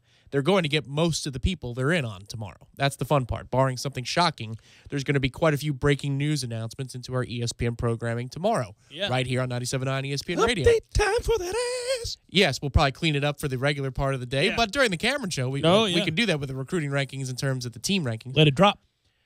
But it's all about, how can we develop? Jimbo had a stranglehold on ACC recruiting. He was number one. Florida State is just, you could pencil him in. That's right. Every year, number one. And yet Clemson, by the end of it, was a better program. How? Well, development matters too. It's not all facilities. Development matters too. And that coaching staff, by and large, was considered to be much better than ours by the time ours was beginning to dismantle itself this season. So to me, that's the interesting part here, is what kind of developers are we, because we're going to put talent commensurate to, if not better than, most of our opponents on the field, given what Willie can do with a 12-month recruiting cycle. That'll be the interesting part. It's also the most exciting part for me. I've got, obviously, a lot of belief that they'll develop the kids just fine. They got younger. Obviously, they're going to hit a home run, I think, in recruiting in the coming years, and that's the area that our adversaries are most concerned by, is that the youth of this staff and the ability to step foot in a recruit's living room and sell a vision that kids are quickly buying into and believe in and get behind, to obviously requisite that of a championship level. Well, you're going to have to outdo Florida and Miami at this point. And the state in general is strong in recruiting. A lot of good coaches, a lot of coaches that can really recruit, a lot of staffs that can really recruit. The funny thing is, one thing we don't know is if the message goes stale, what does it look like? He hasn't been around long enough most places for it to become stale. That is without question. But we have seen adjustments at places, and that's important too, to be able to kind of adjust on the fly and recognize things aren't working, and to be willing to change, to be a bit more malleable. And I think that's exciting, too. I think recruits can see that, too, and they get excited by that. So tomorrow's going to be a good day, but it's just the beginning. We're just scratching the surface, I think, of the area of expertise for this group. I think next year you can expect to have Florida State's name alongside the top 2 or 3 classes in the country, if not the number 1 class. I think that's a distinct possibility. I'm just predicting here based on what I'm hearing, what I'm reading, what I'm seeing, and having talked to Coach. Now, he's not sitting there telling me I'm going to have the number 1 class next year. He hasn't said anything like that. But I'm talking about that likability, that's something that you believe in. Right. Don't let us win 10 games this year to fortify the message. Right. Yeah. Right now he's selling a vision. We're a close. lot of people are buying it, but you got to win. Put us over the top. Right, yeah. That's a hell of a message when you have a 10-2 regular season. It's exciting. Jeff Cameron Show, 97.9 ESPN Radio.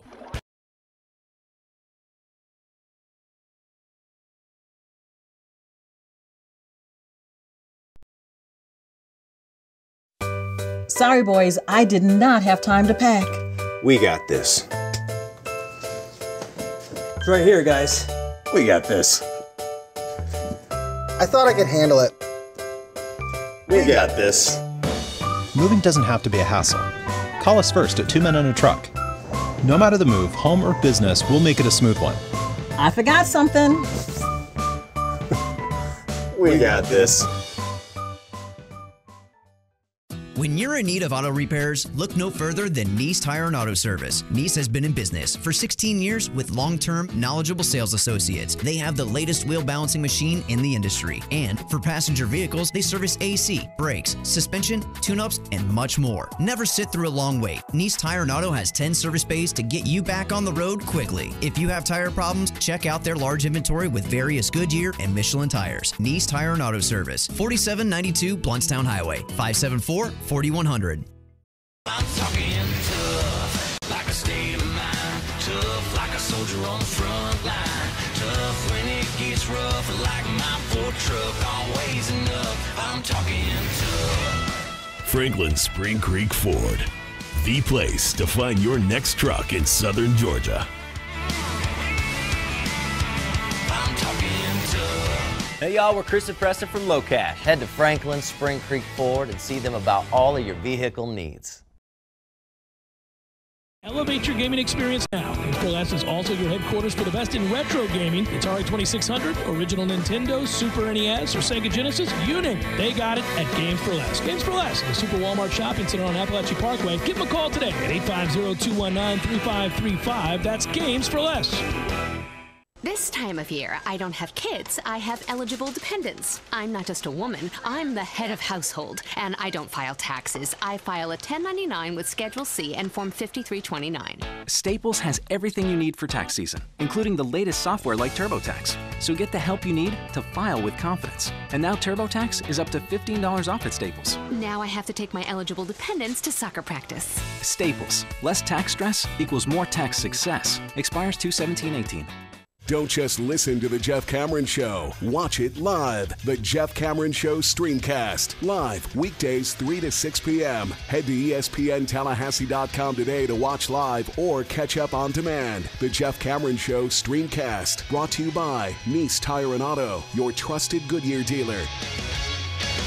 Nice Tire and Auto, just minutes away from FSU campus. As utility customers continue to use more energy to offset the recent cold weather, the City of Tallahassee offers you a few tips to help you save energy, water, and money. Sign up today for a free energy audit. After the audit, they'll provide recommendations for energy and water-saving improvements, and it's all free. Take advantage of the Winter Relief Assistance Program, or WRAP. This alternative payment program allows all residential and non-demand small business utility customers to carry over up to 25% of their utility bill in January and February to the following month's bill. To request this option, customers should call 891-4968 after they receive their bill. Try switching to natural gas. The City of Tallahassee offers rebates on natural gas appliances. To find out if natural gas is available in your area, visit talgov.com/YOU. Check out the City of Tallahassee's Ceiling Insulation Grant Program. The city may pay up to 80% of the installation's cost, up to $400. Having an energy-saving winter is easy with all of these great products and services. Call 891-4U. That's 891-4968 to learn more and be winter ready. During Aaron's anniversary sale, you're going to be blown away. Get big lease-to-own savings on an LG 65-inch 4K TV, an Amana laundry pair, bedrooms, living rooms, and so much more. Plus, get 6 months same as cash with no credit needed and free delivery and setup. All month long, come to a participating Aaron's store and get 6 months same as cash. Or visit Aaron's.com during Aaron's anniversary sale. transaction advertised as a rental purchase agreement. Some restrictions apply. See store for details. ESPN Radio Sports Center. I'm Christine Lisi. At this hour, it's official in Indianapolis. The Colts named Patriots offensive coordinator Josh McDaniels as their new head coach. NBA, the Cavaliers return to the court tonight against the Magic. Cleveland, 12 losses the last 18 games, trying to right the ship. Cavs have been talking to teams all over the league ahead of Thursday's trade deadline, says ESPN's Adrian Wojnarowski. Charlotte, Utah, they're talking with multiple teams in Cleveland, trying to find some help certainly in their backcourt and also on the front line. Right now, best available player for Cleveland. Who can we get a deal done for? Because they have needs all over the floor right now. Celtics guard Kyrie Irving said he'll return from a quads issue tonight against the Raptors. The NBA fined the Lakers $50,000 for violating the anti-tampering rule. The fine in response to comments made by LA president of basketball ops Magic Johnson about Milwaukee's Giannis Antetokounmpo in a recent interview. Baseball, in an announcement sure to raise some eyebrows, the Giants say they'll retire Barry Bonds number 25 August 11th. Valentine's bouquets come in all shapes and prices, but the best are at 1-800-Flowers.com. You can get 24 multicolored roses for only $29.99, or upgrade to 24 red roses for only $10 more. To order, go to 1-800-Flowers.com, click the radio icon, and enter code WILL. Live from the AmeriGas Propane Studios in the capital city of Tallahassee, this is the Jeff Cameron Show on 97.9 ESPN Radio.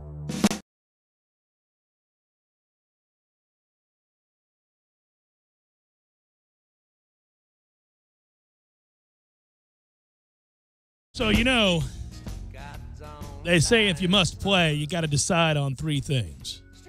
Rules of the game, the stakes of the game, quitting time. Well, this ain't quitting time. Big Daddy J took a bath last night. There was no Red Russians to be had for the group surrounding me. No, it was just an unforgettably inconvenient experience in a Russian bathhouse. That's what that was. People came in armed, Ooh, ready to cut you. Hair all over the place. I knew that early in the games, plural, that I was in trouble. The goals were falling. Oh, my God. Left and right. Goal, another goal. And I thought, we're going to turn off the hockey for tonight, boys. Big Daddy J's going to go home. Thanks for the noodles. Nashville's like, yeah, we have Roman Josi and Pecorine, but you know what we also have? A lot of goals in the back of our net. That's what we have. And the Lightning decided, hey, you want a sixth spot? Come on. Well, I can understand why End we're... of an 8-game road streak. It spans about 3 weeks, for the love of God. And we went 5-3 on the road. I'll take it. It's Played just like ass and went 5-3. Yeah, I think the exhaustion was there. You saw it. That was toughy. As long as they tighten up by Saturday night. That's all I care about. But it's not quitting time. It's all right. That's when you win as often as Big Daddy J has. This is just part and parcel to playing the game. You got to play the game. Hey, Big Daddy, having some Red Russians tonight? We'll know in about 47 seconds. An empty net, he scores. Red Russians all around, Teddy. All right, Big Daddy. What does Big Daddy J say tonight? We got a slate of games. I'll posit it here in a moment. 5.5 over under Anaheim, Buffalo, Philadelphia, and Carolina 5.5. It's back to the more traditional 5.5 for every game tonight, save for 2. 2 games are 6. It's Vegas and Pittsburgh at 6. Ooh, that's a good game. Damn fine game. Calgary and Chicago also at 6. Chicago gives up about 6 goals a night. So Vegas-Pittsburgh is a really good hockey game. You didn't know it was on. You're like, oh. No, well, I heard that Marc-Andre Fleury is returning to Pittsburgh, and they're giving him the ring and all that kind of stuff. Deal, yeah. But I did not know it was tonight. It is tonight. Okay. So we're at a cool place right now where, for Big Daddy J and for me and you, as a sports fan, you got a lot going on here. We got a big game tomorrow night. We got signing day tomorrow soon. Spring training baseball begins soon. Florida State baseball begins soon. There'll be NBA games that you might want to take a look at finally. I mean, we are all right. Mm-hmm. Meanwhile, hockey is still moving forward into that happy place where it gets really intense. Oh, yeah. We are sporting indeed. Sporting indeed. So there's a lot to choose from as a sporting guy or gal on a given night. I've taken my time here on Big Daddy got a rule about FSU basketball. You don't follow that rule. I like that you're your own man. You just decide, I'm betting on FSU basketball. Who, me? You do. You bet. I don't mess with the Knowles. I do okay. I've done okay well. with Florida State. Yeah, especially early in the year when nobody thought anything. You're like, I'm cashing them in. Right, yeah. Cashing them in. I've been, at arm's reach. A little bit, yeah. I got taught a lesson last year in it was positive, negative reinforcement if such a thing exists. Yeah. My girlfriend would kill me because there's not reinforcement if it's, That's anyway. right, yeah. When we hit we covered with a dunk against Duke at the buzzer. Yes, I was watching that game and cracked Who was up. that? It was like X or somebody. Yeah, whatever Bacon? it was. I think it was Bacon. Well, remember we were laughing. Yeah. It's like, you just covered. Right, it went from 6 to 4, well, they 8 to stopped 6. trying, and then he just went up and dunked, and we were like, what in the world? 1 second left on the clock. Yeah. I was very thankful for that, but I learned my lesson about once you get into the conference play, you really need to have overwhelming evidence to make a play. Last night, for example, I would have played Louisville. I'm glad I didn't. Sure you would have. And as it turns out, the oddity with all of that is that the Louisville lost now. It would appear that, we caught them in a bona fide slump. And so a lot of people today email the show and say, well, now I'm not so sure how great a win that was. No, don't do that. Because we also beat Syracuse, people, the team that beat Louisville last night. And all of a sudden that Syracuse win looks a little bit better now, doesn't it? And one thing I'd posit is we sent them back into a rut. They played really well on Saturday. Yeah. Louisville played really well. And it wasn't good enough, and they got beat. And prior to that, they got beat by Virginia, which there is no shame in. And, so listen, it's the ACC is what it is. That's the deal here, man. The ACC is brutal. And you can go and be made to look bad pretty quickly, and sometimes by unlikely candidates. And so you learn that. Now, I'll grant you, the loss to Wake for us was a bit of an extreme in those sets of circumstances. But, again, we've seen it. Look, when Georgia Tech destroyed Miami earlier this year, when BC beat down Duke, these things happen on the road in particular. I know Louisville is at home, but on the road in NC State beats Duke. Yeah, absolutely. Yeah, it happens. So, I even when I get mad, which is very rare during the season unless we're just not playing hard, and we played hard against Wake. We got a little arrogant towards the end of the first half, and it came back to really bite us because we gave a mini run up, and then that buoyed them to start the second half. The funny thing about the Louisville loss last night is it's twofold. One, you're like, man, you're killing our RPI. Stop doing that, Louisville. That this is a good win. Yeah. You're going to fall in the top 25 if you keep this up. But at the same time, I'm looking at the standings. I'm like, all right, now we're in a 3-way tie with Louisville and North Carolina. This is helpful. Yeah, we're 6-5. Again, with the teams that have 6 wins in the ACC, and they could be 6-4, they could be 6-5, but it's Louisville, North Carolina, whom we also beat, Florida State, NC State, Miami, whom we split with. We split with Louisville as well. We lost to Duke on the road. They've got 7 wins. So that 6-win group is, again, Miami, NC State, Florida State, North Carolina, Louisville. And meanwhile, there's a whole bunch of teams right there knocking on the door, Virginia Tech and Syracuse being on that list. You know what I'm most intrigued by the way, looking ahead at Florida State's schedule, and obviously we're all pumped about what's going to take place tomorrow. It's a great midweek in the middle of in the early part of February to have a national signing day party, and Willie Taggart's going to join us on the program tomorrow right off the bat. By the way, if you're listening, as a reminder, the way it's scheduled now, Florida State reached out to me. Willie's reached out to me and said that tomorrow it's looking like 3:05. I mean, we are coming out the gates with Willie Taggart. That's how that's going to go. Coach Taggart will join us the very first segment of the show tomorrow, unless that changes. And in these things, it can, because he's got a press conference at 1, and then he's got other, obviously, responsibilities, and then he's got the party that night. And he's going to join us on the program, scheduled tentatively, but I think it's going to be cemented for 3:05. So that's what that's looking like. Just me asking you, actually. I could do this off the air, but why not right now? Sure. Since you've been toying Let's around peek behind the gate. Well, toying with the schedule, given what time Willie was available. Are you still going to go to the 1 p.m. then? Yeah, I'd like to go to the 1 p.m. That's Willie's address to the media at large. Yeah, I'm debating whether or not to do that. Obviously, because I'll have access to the man at 3 o'clock to ask him questions. Right, which, that's why I'm asking. Yeah, it's up in the air. I like in the early stages, certainly, to get over there and be part of all that and to kind of just – I also – one of the things that we did, I think, a real good job of over the years, and I learned a lesson, and I guess I could call it a lesson from Ira, just I'm good in person with people and body language. Not as much sideline watching as Ira does at the games, but in person, I can get a feel for a guy and what he's telling me. Maybe that's why me and Big Daddy do so well with gambling in certain situations. So you gotta read a person where he's at.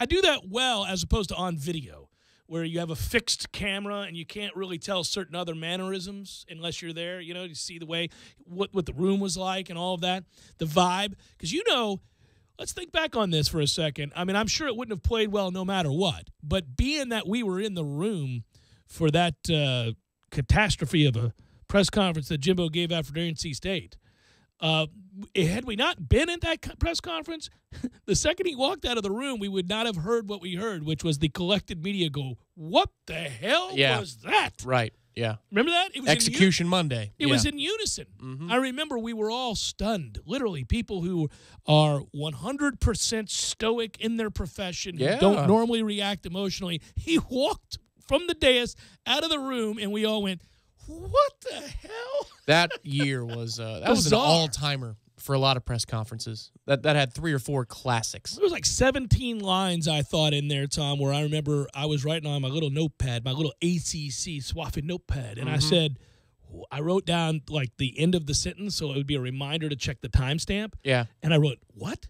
And then the next one I would write, it was like, "That's insane." Right, yeah. Why? No, earlier that year, I believe it was the USF game on the road. Remember that Monday? And Jimbo said he drew up the play that they called on the goal line. Then EJ came after him and said, "Oh, yeah, I suggested it to coach." Yeah.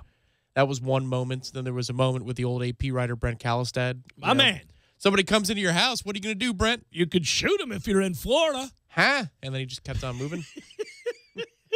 Didn't expect an answer. I guess he was hoping for a rhetorical there, even though he was calling somebody out by name and staring him down with the icy blues. Yeah, no, I'll tell you, I miss Mr. Callistad. He was the best. I still see him. I see him all the time. He lives out. Yeah, he's not gone, people. No, he's not dead. No. He's not dead. I run into him. He's a speed walker in the Walmart. Oh, really? That's the best. I'm like, my man. Or I see him getting coffee after speed walking. It's awesome.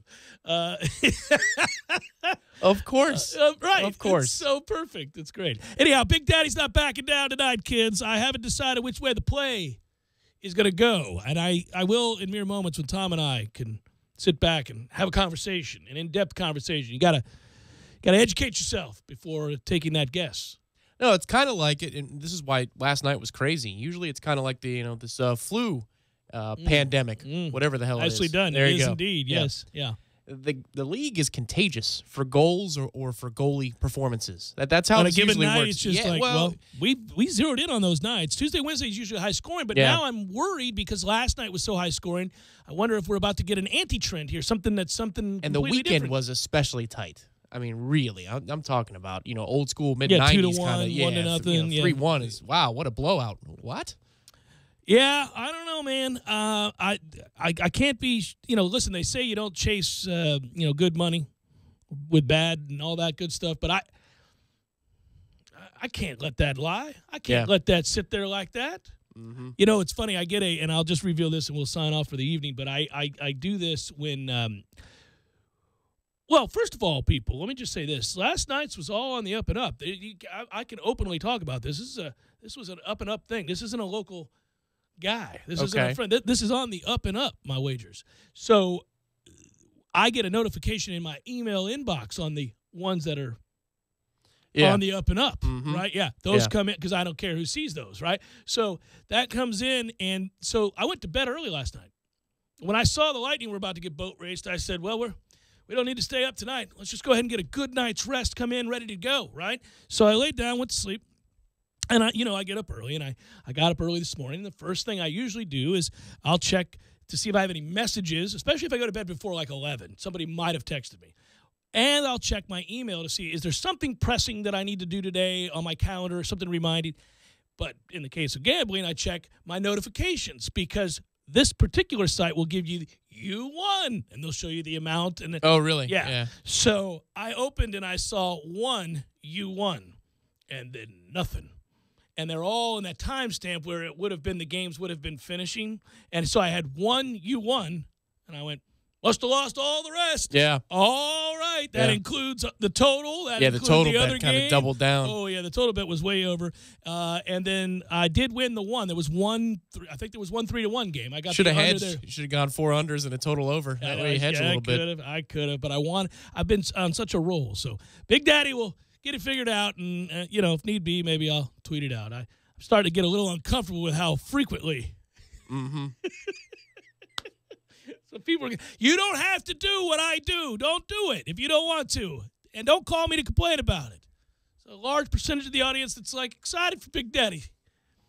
Big Daddy just came through the door. All right. What is it, Big Daddy? Big Daddy recommends no action taken after this segment. Now, there will be nights Big Daddy's just going to sit around with the family. We're not doing nothing. Tonight's not one of those nights. Tonight, we're chasing. We're doing a little chasing on a Tuesday. Good work out of you. Good work, Matthew. Be well. Have a great night. We'll talk to you tomorrow.